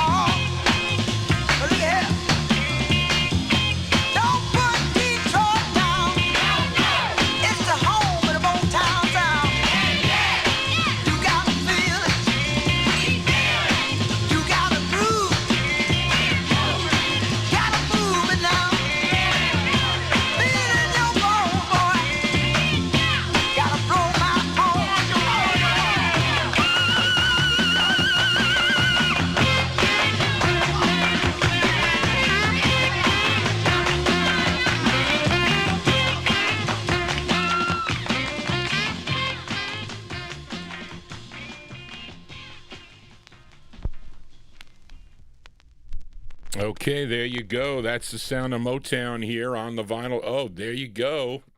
How many hours have we been on for? Because the copyright copyright police have just they poked their head out there, and now they're coming after Johnny G. Now it's going to be a crapshoot here for the remainder of the time here. And hold on a second, I lost that. I put all my pages in order. But I lost Ron Harry's sheet here, and I cannot see here for nothing. Here we go. That is Junior Walker and the All Stars, July 1968 release there on the Soul record label. Hip City Part 2 is the name of that tune there, and that's by request for listener Ron Harry. Well, copyright police are out, folks. It's going to be fun, and we're in. And listen. That is unfair for them because I'm only 2 hours into the program. That's not right, you two. Better get your act together here as we continue. Let's continue with the tribute to the late Clarence Carter. Now, I bought this 45 when it came out, and this was the most requested record for this week here. Okay, who requested this? Troy Goodell, Tom Shaughnessy, L.A. Arch, Edmund Williams, all requested this tune here, of course. This was his biggest hit, so I figured I would have to buy this. I would have to play this record.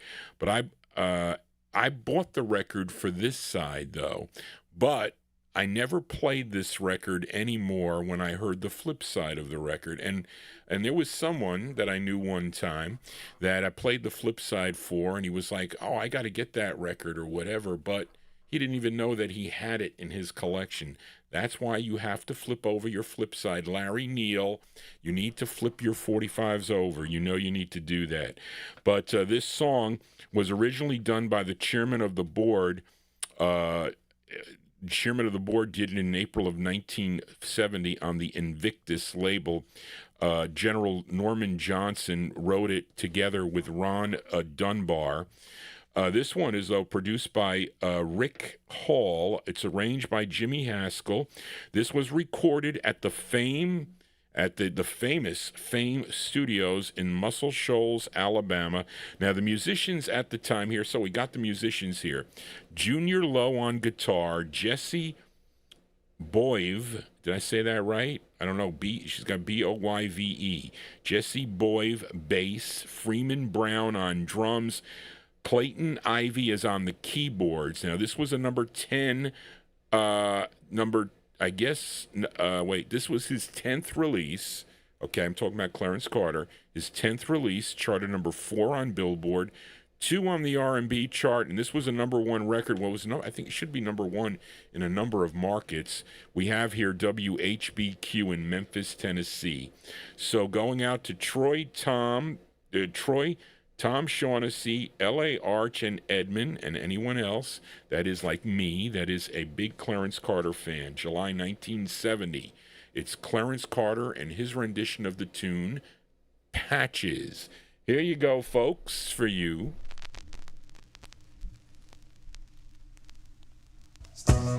I was born and raised down in Alabama on a farm way back up in the woods. I was so ragged that folks used to call me Patches. Papa used to tease me about it, of course deep down inside he was hurt because he'd done all he could. My papa was a great old man. I can see him with a shovel in his hand. See, education he never had. He did wonders when the times got bad. The little money from the crops he raised barely paid the bills we made. Oh, life had kicked him down to the ground. When he tried to get up, life would kick him back down. One day, Papa called me to his dying bed, put his hands on my shoulders, and in tears he said, Patches, I'm depending on your son to pull the family through. My son, it's all left up to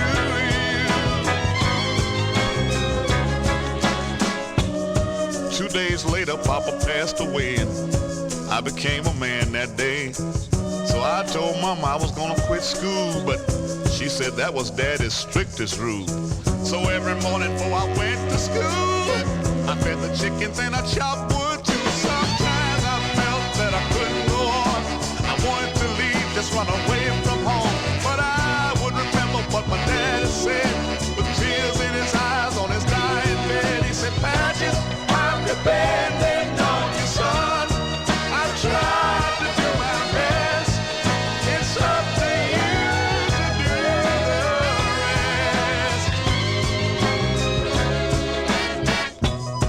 Then one day a strong rain came and washed all the crops away. And at the age of 13, I thought I was carrying the weight of the whole world on my shoulders. And you know, Mama knew what I was going through, 'cause every day I had to work the fields, 'cause that's the only way we got our meals. See, I was the oldest of the family, and everybody else depended on me. Every night I heard my mama pray, Lord, give him strength to make another day. Though years have passed and all the kids are grown, they just took Mama to a brand new home. Lord knows, people, I shedded tears, but my daddy's voice kept me through the years. Saying, Patches, I'm depending on you, son. To pull the family through.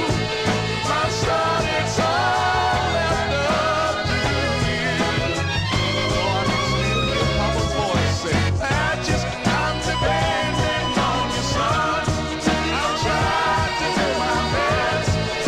It's up to you to do the rest. I can still hear Papa say, Patches, I'm depending on you, son. To pull the family through. My son, it's all left up. Okay, there you go. As we remember the late Clarence Carter, that one there by request for Troy Goodell, Troy Goodall. Sorry about that, Troy. Tom Shaughnessy, L.A. Arch, and Edmund Williams, and some others too. But that is Patches. That's his big hit from July 1970 on the Atlantic record label. Now, okay, you have to flip your 45s over. I mean, that record's great. Okay, don't get me wrong, it's great. Okay, and I love Clarence Carter. Clarence Carter, a great singer, and his musicians are excellent. Did you ever play the flip side of the 45?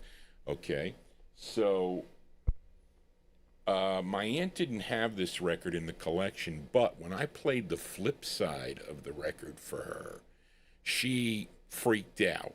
She was like, oh my God, I want that. I need a copy of that record. Of course, I had to go get her a copy of the record. I did. But it's a tune written by the late Clarence Carter. Okay. Hold on a second, folks. Get it right here. So, Larry Neal, I bet you $1 a donut you never flipped over this record. And I'm sure you have the record in your collection, but you got to flip your records over. This would be my bonus pick to play for the late Clarence Carter. This is the B-side to Patches, okay? A song he wrote. The song is called Say It One More Time is the name of the tune. This is the B-side to Patches. Tell me if you ever heard this song. Some of you probably have, but I like this record a lot. Here we go as we remember the late Clarence Carter.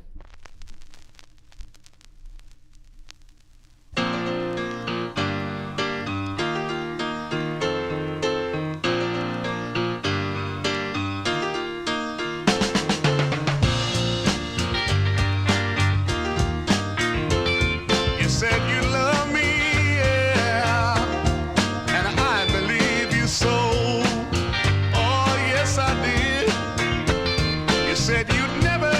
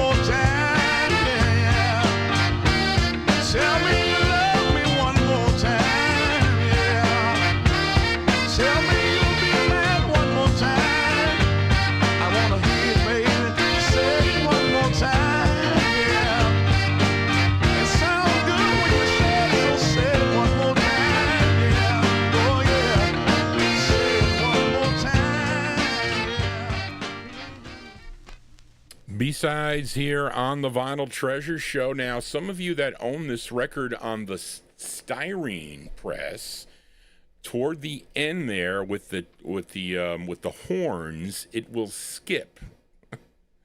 Don't ask me why, but it would skip. I can't tell you how many. My first copy of this, it was in Woolworths that I got for $1. You know, it skipped, and I'm like, what's going on here? I tried to get it out, and I ruined it because you can't. You really, if you got to be careful when you get skips out of a styrene record. You cannot put a nickel on the tone arm to play it. It'll ruin the record. You'll actually gouge out the record.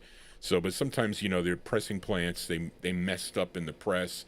It could have been in the beginning of the pressing process or the end, but there'll be defects. What you should do, though, is you should bring the record back to the record store. Okay, Bill O was telling me stories when he worked at Relic that I forget what hit it was, but they sold like lots of copies of a record and they brought them back, and I don't know if they gave. Well, I guess you get your money back or you get another record. You know, sometimes you trade it in for credit or whatnot. But that's what you do. Forget about it now.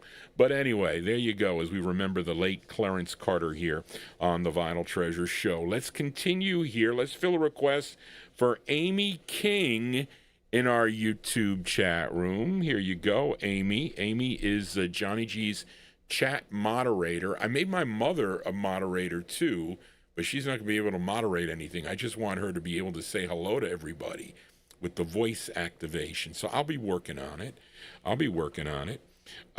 So Amy requested this Jamaican singer, actor, okay, his real name, James Chambers, okay, but you know him as Jimmy Cliff, recorded for a number of different labels during his career. He had 2 releases on the Veep label. This was his first. It was a song he wrote. He starred in the 1972 movie. If you saw this movie, Steve in Connecticut, did you see The Harder They Come? That's the name of the movie. Anybody see that movie? I don't know. I don't think I've seen it. But anyway, let's go to June of 1967. This is by request for Amy King in our YouTube chat room, Mr. Jimmy Cliff on the Veep label. It's called Give and Take. Here you go, Amy, for you, Jimmy Cliff.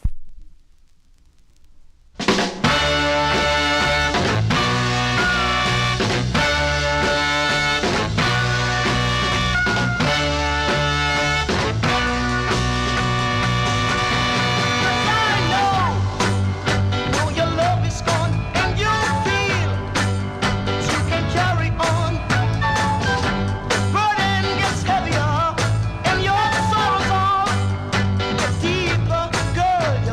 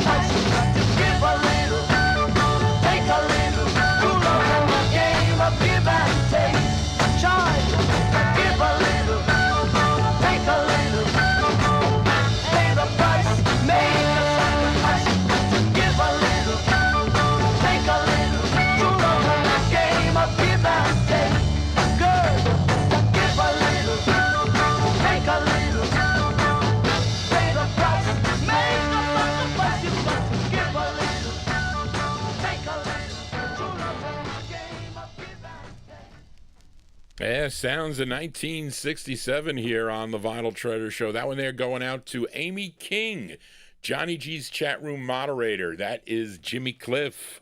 Jimmy Cliff there on the Veep record label from June of 1967. It's called Give and Take is the name of the tune. You know, if you give, you got to be careful with this give and take thing.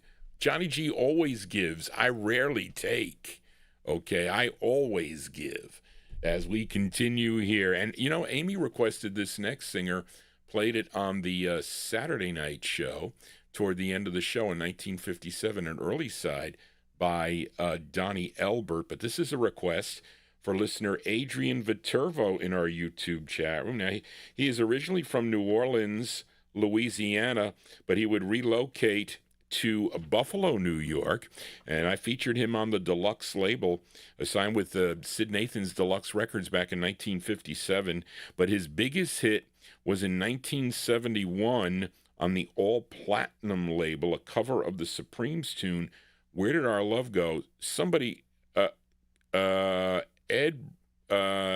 Brown, did you request that record from me? I don't know if that one or Flip Side or something. I got it over here in the box. Okay, but his biggest hit was a cover of the Supremes tune, Where Did Our Love Go? But he recorded for so many different labels during his career. Here's one from December of 63 on Leonard Chess's Checker label. And for Adrian Viterbo, this is Mr. Donnie Elbert. Donnie Elbert on Checker. It's called Everything to Me. Here you go, Adrian, for you, Donnie Elbert.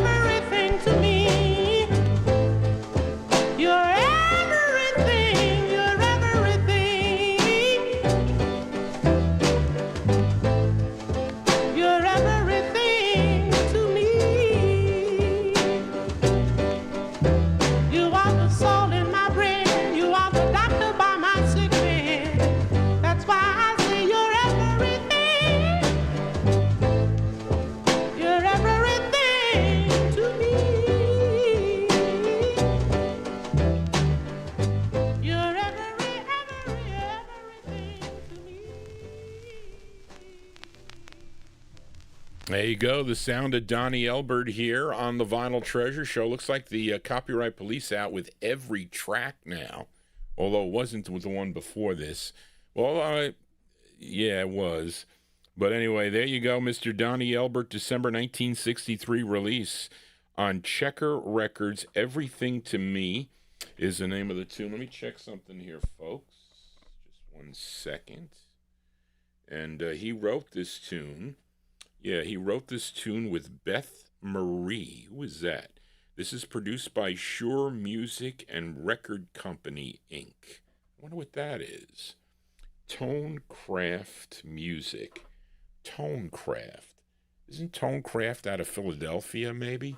Anyway, as we continue here on the Vinyltreasure Show, let's fill a request for listener Steve B, SMB, in our YouTube chat room.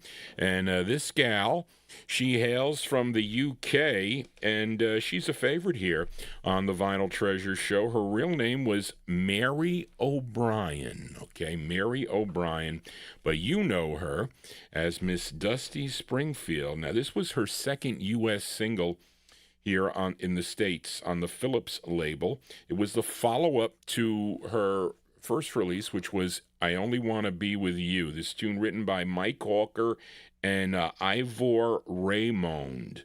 And this charted number 42 on Cashbox, number 38 on Billboard, number 8 on WEEP in Pittsburgh, Pennsylvania. This is her second of 15 on the Phillips label, and I'm telling you, the problem with this record is it's loud and the grooves are close together and it's on a styrene. Now, I have this on a promo, but it's a worn promo.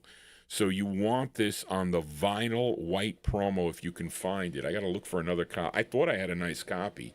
I have others by her on the, like Wishing and Hoping, I think, and another one on the vinyl copy, but this one needs to be better.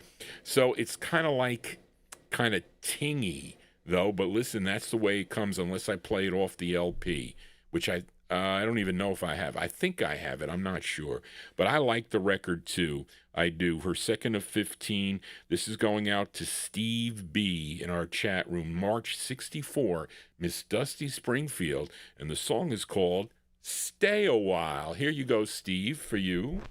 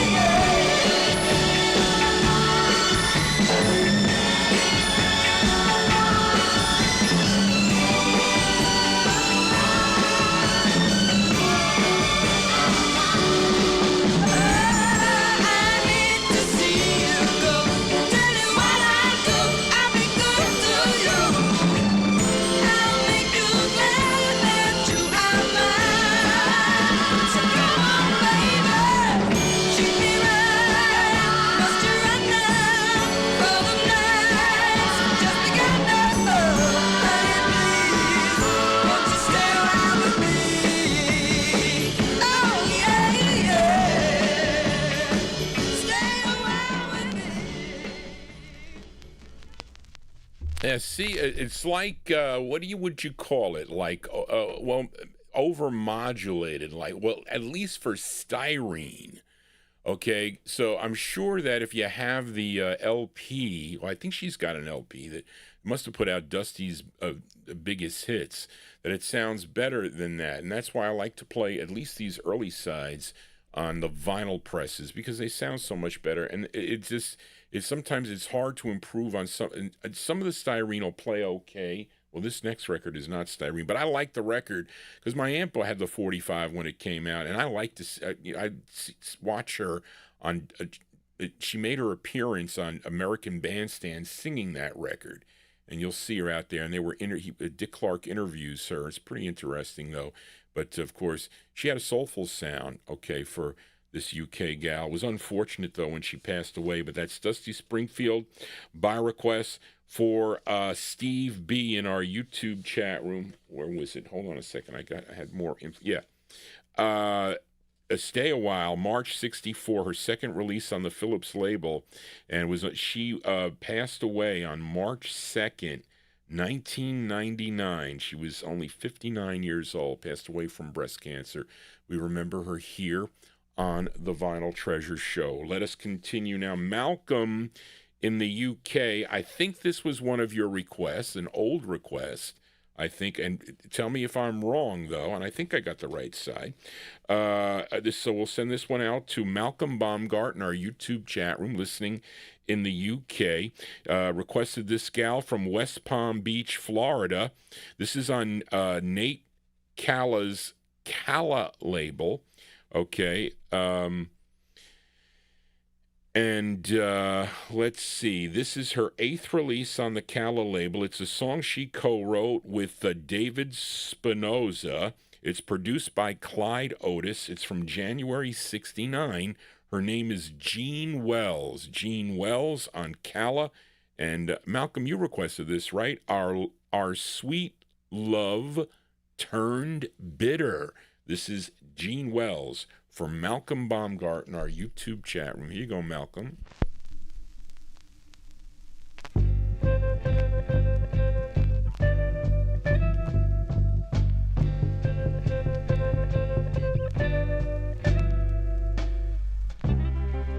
Once upon a time, that's how many stories begin.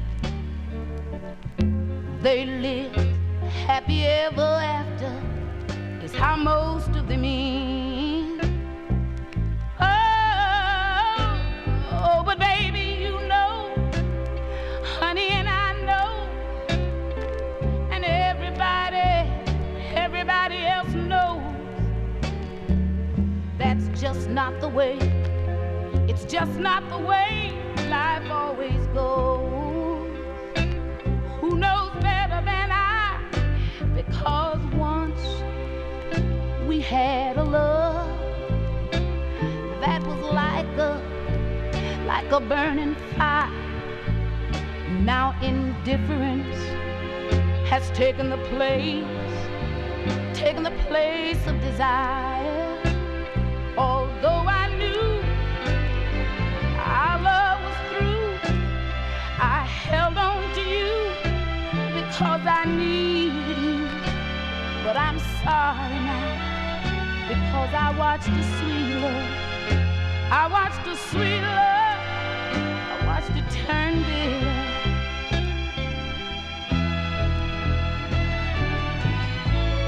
My heart said, let him go.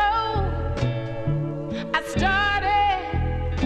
started to do that at first, 'cause when true love, when it's grown cold, holding on can only make it worse. I found out that it makes it worse. You wanted to be free, but you didn't want to hurt me. Bless your heart, I stood by helplessly and watched the sweet love turn bitter. Baby, I watched the sweet love, I watched the sweet love, I watched it turn bitter. Baby, baby, baby, I watched the sweet love, I watched the sweet love, I watched it turn bitter. Yeah, they like that one there in the YouTube chat room. That one there by request from Malcolm Baumgart, listening in the UK Okay. January 1969 release there on the Carla record label. That's her 8th release for Carla. Gene Wells with Our Sweet Love Turned Bitter. No, it didn't. Johnny G likes sweet, not bitter. Johnny G here on a Wednesday. Thank you all for being here. If you are new to the program, please consider subscribing. These copyright police, they are out on every record now, and you know that's going to catch up with me. So what'll happen is, and what time is it now? It is, well, you see, we're getting late into the show. I'll still continue, but once the screen goes black, that means they're always going to do it. They're going to shut my show down with every other record that comes out that they AI nabs as a copyright issue. Not so much to block the, they're blocking the live broadcast. They're not going to allow me to do it anymore. I can only do so much with the number of subscribers that I have and the hours that I play. So they allot you the time. But and because I almost have 1,000 videos up on my YouTube page, so you should check it out. The shows go back to 2015, and all different sizes of Johnny G. I need to get to a thinner size though. Let us continue here now. Tommy Albergo, I don't know if you requested this side. I know you requested the flip side of this record because I played it for you on this, I think it's a Sunday night show, or maybe it was Saturday at the time. No, Sunday, I think. And but the flip side is a cool kind of soul tune, really. And so I exhausted your soul requests. You got to send me some more. But I played Anthony and the Sophomores, a group out of Philadelphia, on ABC Paramount. I played their first of 3 on the 50s show, the Sunday show, a few weeks back. It was called G parentheses, But I'd Give the World. That's sort of more of a doo-wop side. But the flip side is more of a soulful side. Okay, a tune written by Joe Terry, co-produced by Joe Terry, and it features Anthony Moresco, who also died young. He was a diabetic, and I think he ended up he was in a wheelchair. I think he ended up losing his legs, and he eventually died from diabetes. But he had some great records during his career. I think he's starting back in like 1959 or so on Red Top or one of those, Janlin, I think, one of those labels there. But this one's from October of 1965, and we'll send it out to Tommy Albergo. Anthony and the Sophomores on ABC Paramount. It's called It All Depends on You. Here you go, Tommy. Tell me what you think.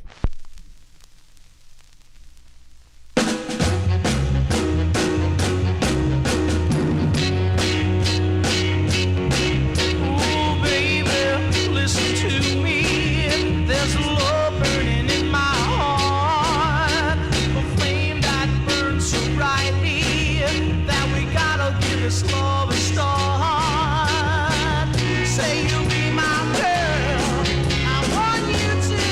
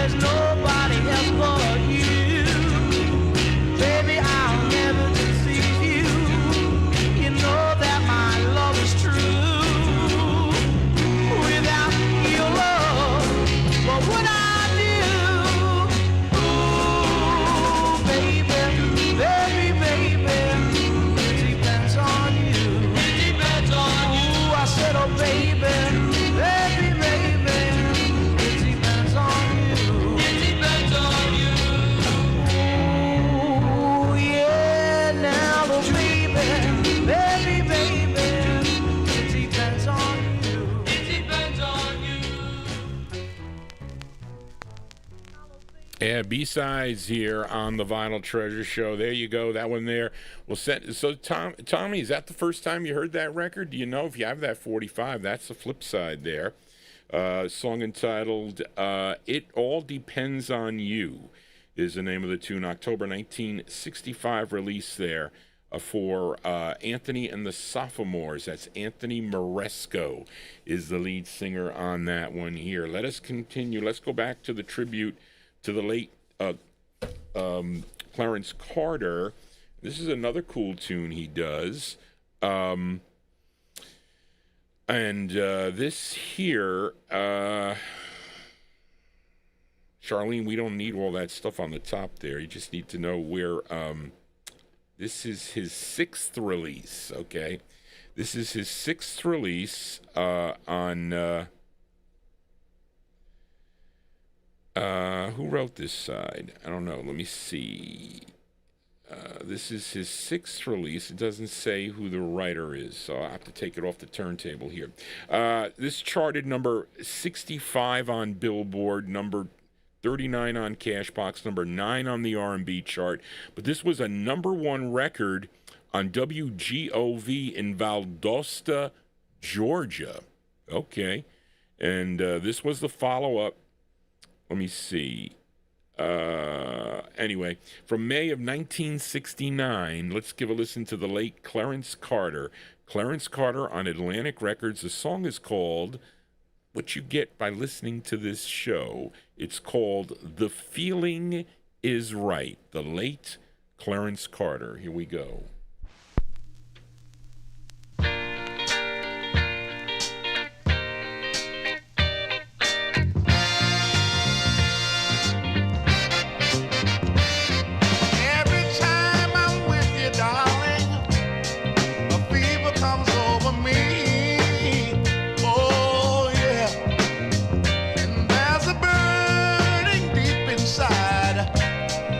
Just won't let me be.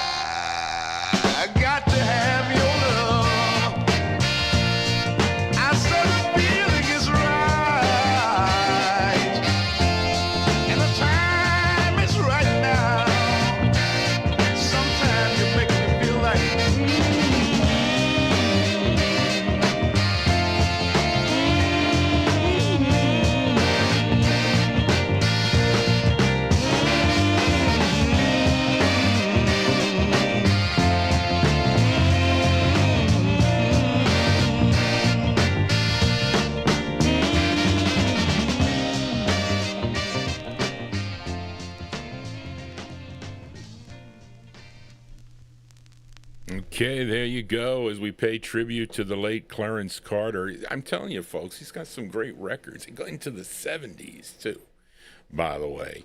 But that one there from May of 1969. That is, what is it, sixth release for the Atlantic record label. The Feeling Is Right is the name of the tune. And you know, someone liked that record so much, she decided to record it also. And I didn't know anything about this tune. I found this one at the 303 Drive-In Flea Market many years ago in the, I don't know, maybe early 1980s. I used to go to that flea market for a number of years that they had. I used to find lots of records. This is a nice copy too, but this song was also recorded by this gal, born Doris Curry in Sandersville, Georgia. Started out singing gospel and singing with the lights of the Raspberry Singers, the Davis Sisters, and the Caravans. Then in 1963, she started doing backup work here in New York City, first recording as Doris Willingham in 1967 for the High Monty label. And then she would have another record in 1968 on the J-Boy label. But then in 1970, she ended up on Canyon Records.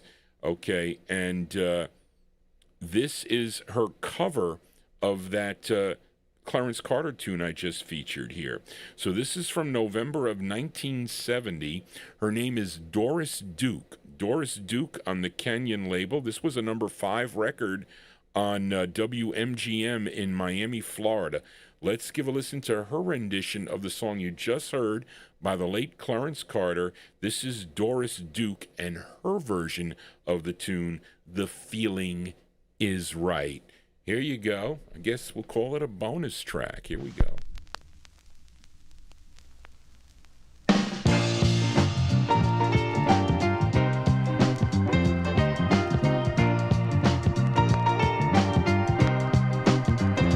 Every time I'm with you, darling, a fever comes over me. Oh yeah, there's a burning deep inside that just won't let me be. Now I try to be patient, baby, but I just can't stand the pain. Oh no, there's no time like right now, darling, while we're alone again.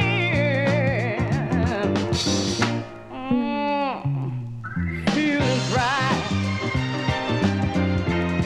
and the time is right now, baby. Feeling is right. I got to have your love.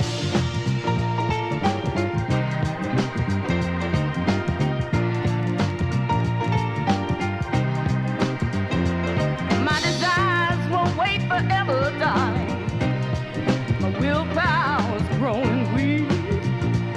Oh yeah, and I just can't feel this need inside with promises you won't keep. Oh baby, put away your childish ways and let the man in you shine. Come on, baby, let a good thing come between us. Get our will this love of mine. Oh, feeling is right, and the time is right now. Hey, baby, feeling is right. I got to have your love. Hey, baby, I got to have it. Come on, baby, give it to me right now, darling. Yeah, come on, baby, I need it. Bring it to me, baby, right now.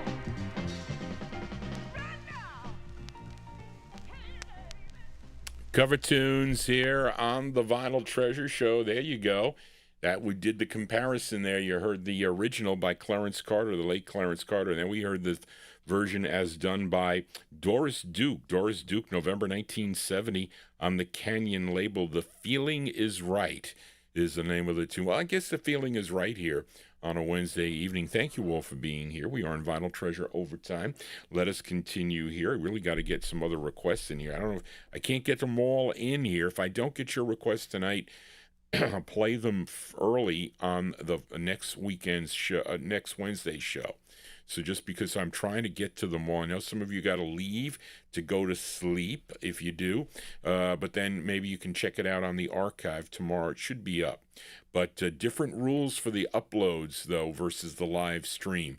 They're more lenient on the uploads, not on the live stream. They're out there. I'm telling you, it's just a matter of time, is what Brooke Benton said.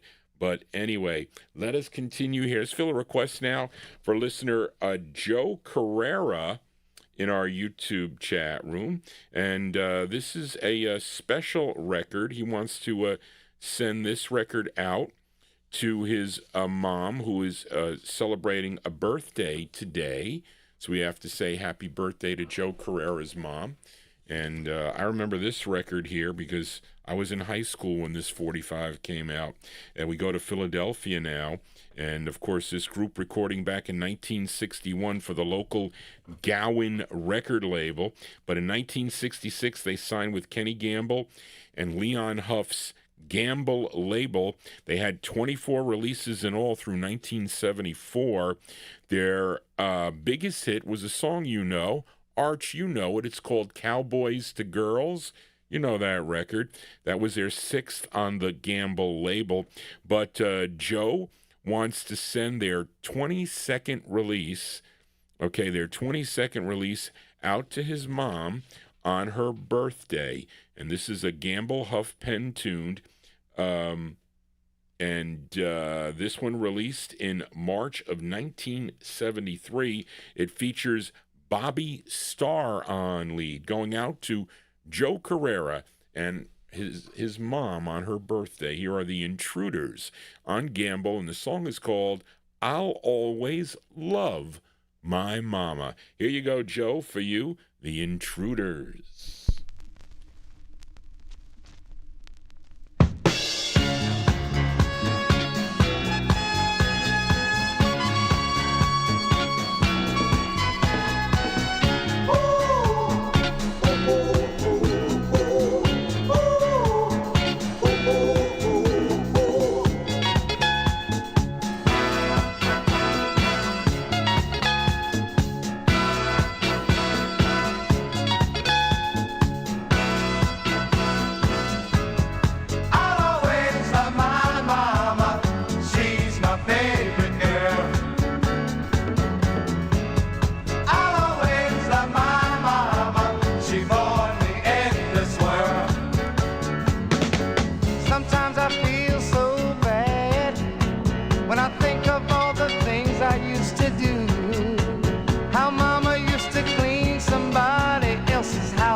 Just to buy me a new pair of shoes. I never understood how Mama made it through the week when she never ever got a good night's sleep. Oh, she's one of a kind. You've got yours and I've got mine. Oh, hey mama, my heart belongs to you. Oh, yeah. I'll always love my mama.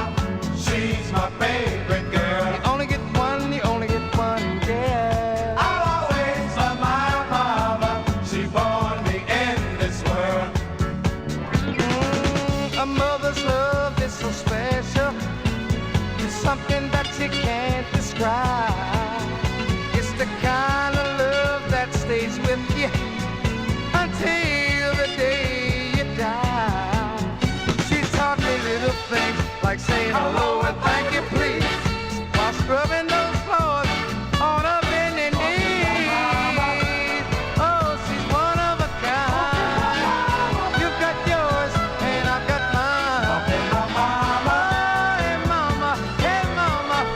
my heart belongs to you.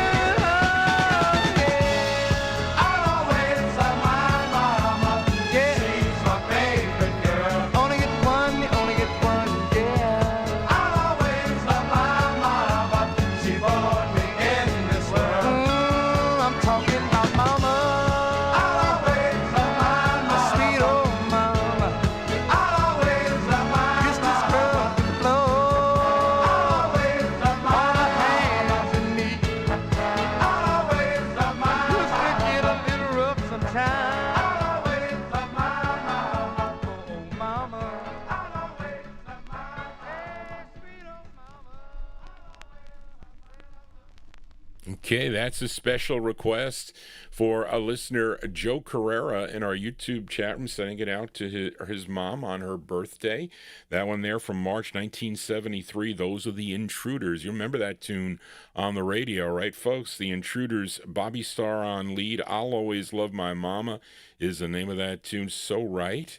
On the Gamble record label. Johnny G's your disc jockey here. Well, it's now after midnight. We're doing Vinyltreasure overtime. We'll see how long the copyright police let me hang around here, but let's fill a request for David Vilma in California. He requested this group from Indianapolis, Indiana, and group members were James Davis, Paul Irvin, Ray Wheeler, William Guide, Dickie Pearson, Wilbert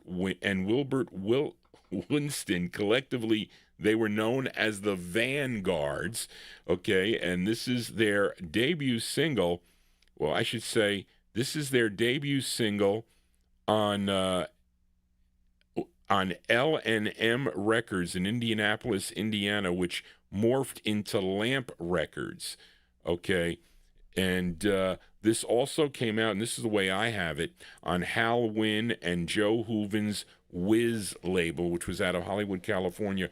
Whiz associated with also the Double Shot label with the Brenton Wood tunes and whatnot.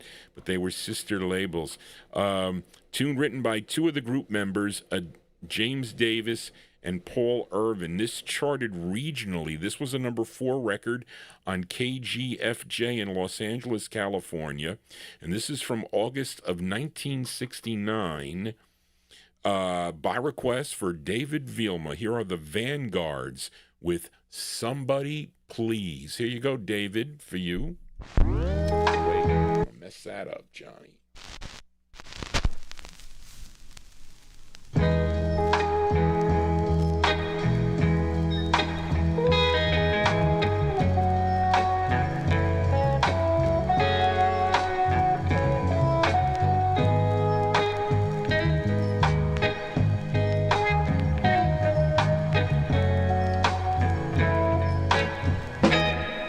Somebody please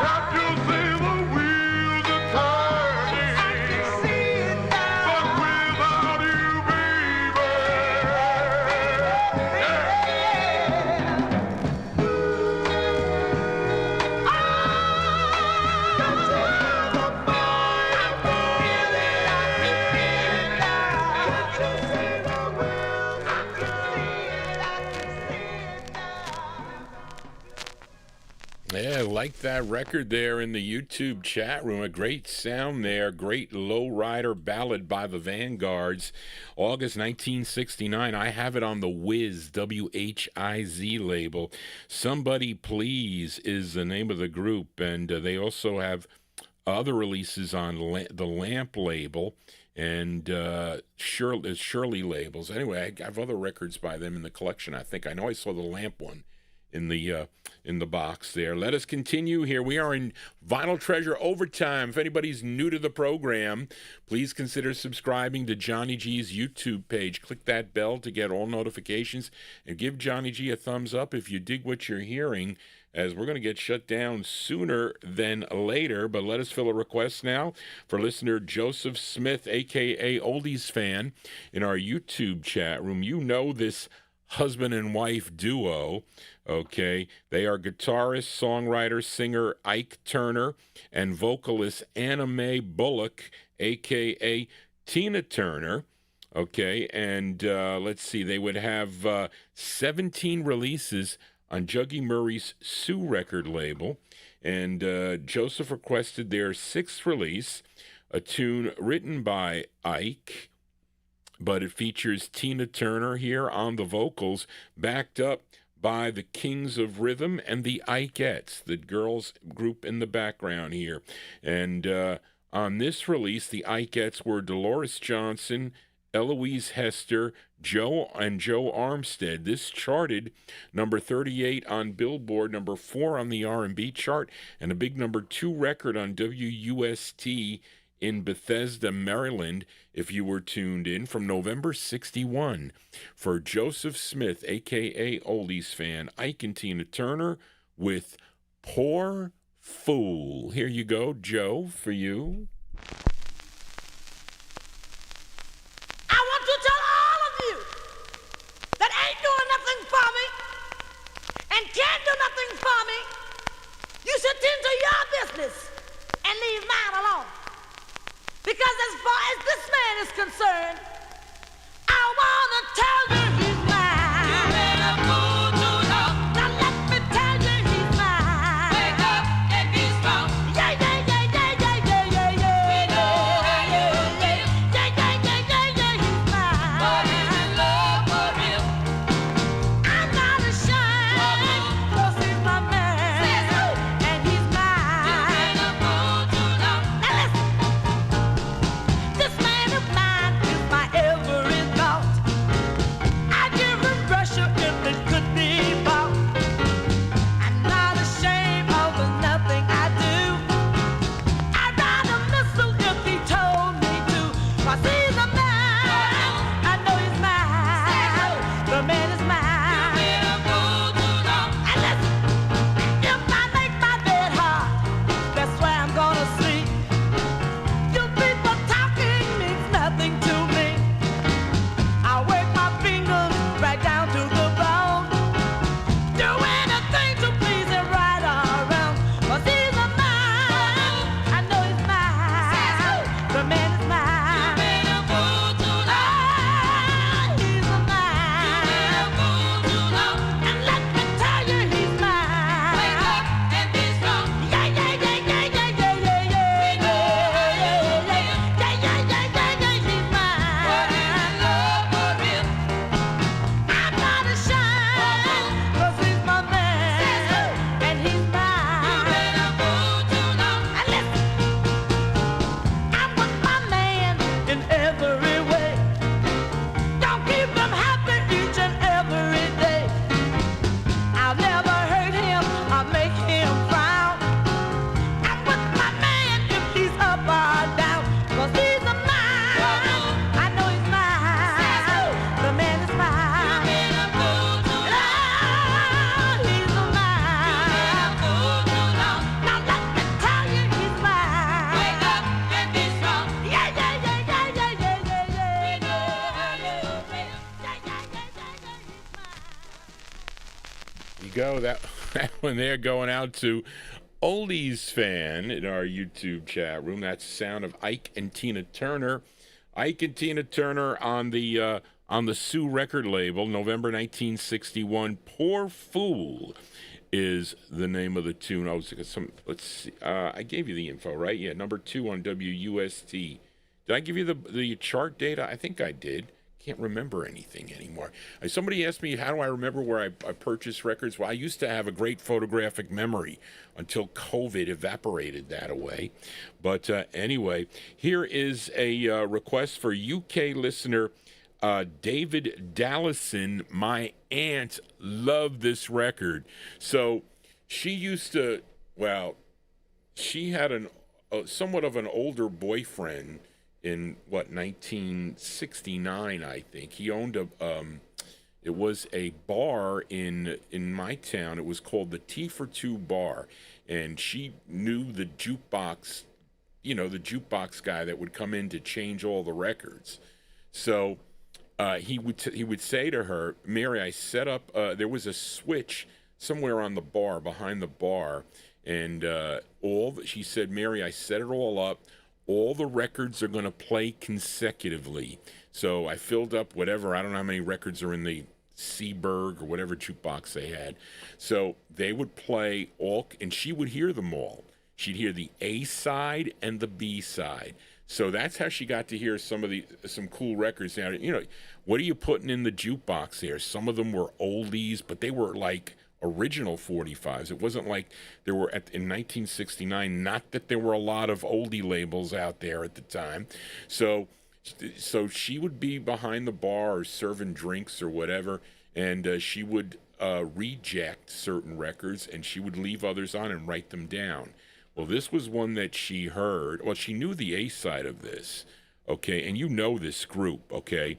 This group from Harvey, Illinois. Of course, so many great records that they do. Okay, they first recorded as the El Rays on the Checker label. Then, of course, the Dells on Vivian Carter's VJ Records in the 1950s. But they gravitated to some great soul recordings on labels like Argo and Cadet. Okay, Argo morphed into Cadet, and other labels too later on. But this is the B-side of a re-recorded hit they did. The Dells re-sung "Oh What a Night," and it was a big hit for them. Okay, they first did it back in 1956, but it was a number 1 R&B record, and number 10 on the Billboard chart on the second time around. But the B-side is what my aunt liked. Okay, this is from an LP they do called Always Together. It features Marvin Jr. on lead, and we're going to send this one out to listener David Dallison in the UK from July 69. The B-side of Oh What a Night, the Dells on Cadet. The song is called Believe Me. Here you go, David, for you, the Dells.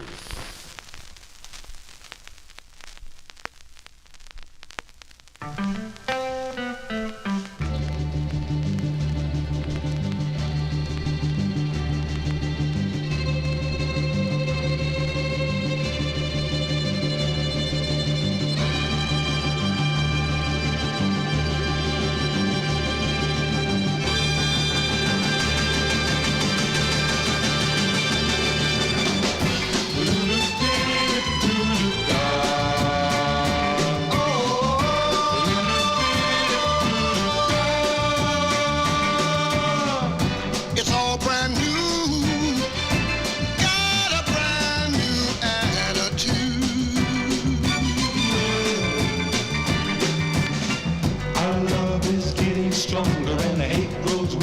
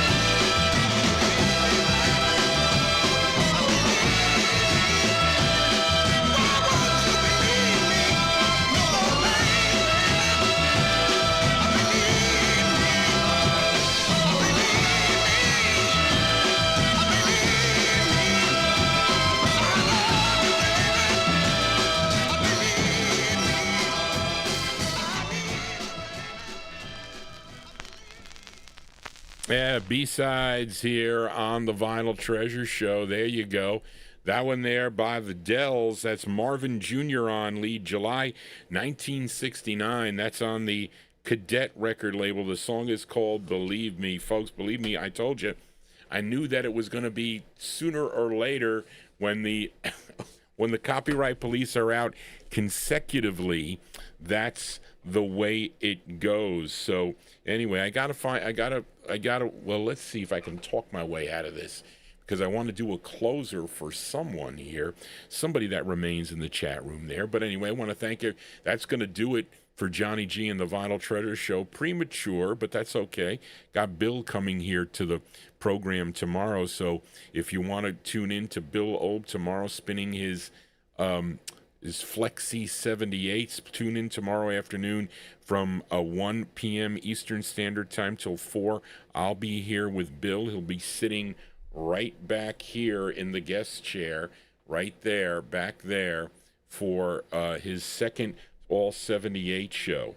But anyway, then I'll be back on Saturday night spinning 1950s, early 50s through 1957, your request. So if you do want to make a request on a future Vinyltreasure show, email Johnny G at vinyltreasures@aol.com.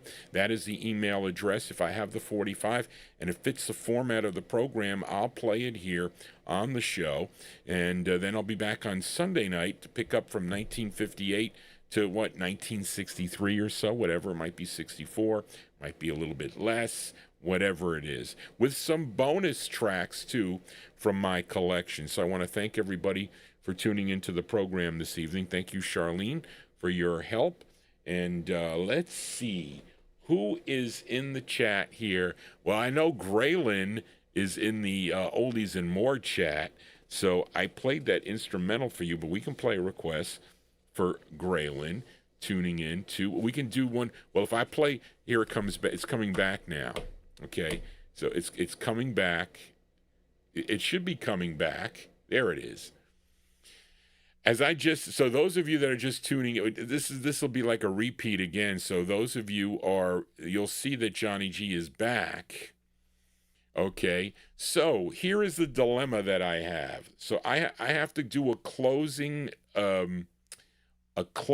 song. Okay, so I can do one of two things. What we'll do is we'll flip a coin.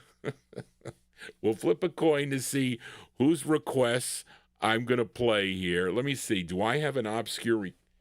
because I had programmed to play, okay, Gary McClendon's record was here, okay? So I was going to play Casanova for you, Gary, okay? Then I had Jessica's record up next, okay, on Motown. Then I had Elliot's record. I found a record for Elliot. Then I had Lenny. Lenny made a suggestion. I won't tell you what they are, but there are two records here. There's the one on Minute, and the other one's on Imperial. Then I had another Clarence Carter record. Okay. Let me see what else I had. Then I had Busta Bass, Did You Leave? Who out there requested, Lee the G was, who requested, well, this is a good time for me to say, because I wrote this thing up here who requested Otis Redding's version of You Left the Water Running? Who requested that? Somebody request. Busta, was that you, or was it Lee the, somebody requested Otis Redding, Who Left the Water Running? Then I was going to compare it to Maurice and Max, which was Tom Mavers. Tom, you were the Maurice and Mac, I thought. Or did you do the Otis Redding one too? I have other ones. Tom said that? Okay. Casanova. Yeah, so you see, here you go. So okay, but all right. So there you go. That's a twin spin for you. Now I had a new listener that wanted to hear Wayne. I had I'll Get Shut Down with Billy Stewart. Okay. I Do Love You. Gary McClendon. Well, no, was it no? I'm sorry. Casanova.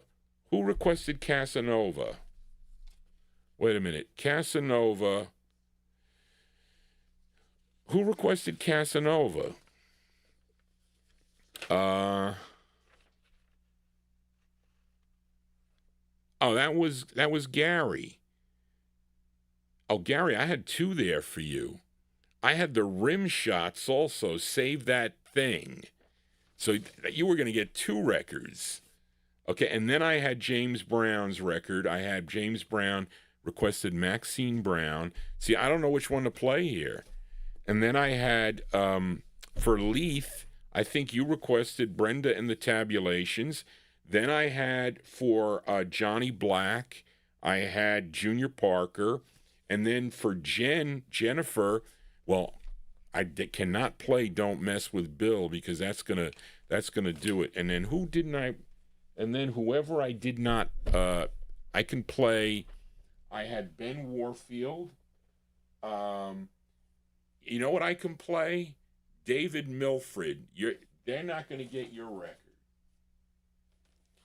They're not going to get your record here. So I can't play Bobby Womack. I can't play the Dells. So here you go. You take your pick. Let me see. Who else do I have here? Lenny, what did you say? Let me see if I got one for. I don't think I can play one for Lenny. Lenny's gonna. No, though. I would like to hear Tear for Tear, Brontosaurus Stomp, and A Love So Fine. No, it's not gonna work. Ben Warfield has all hits. And who else didn't I play for? Oh wait, Chris Reed. But Chris left. Chris, are you still there? Well, I don't think they're going to get this one.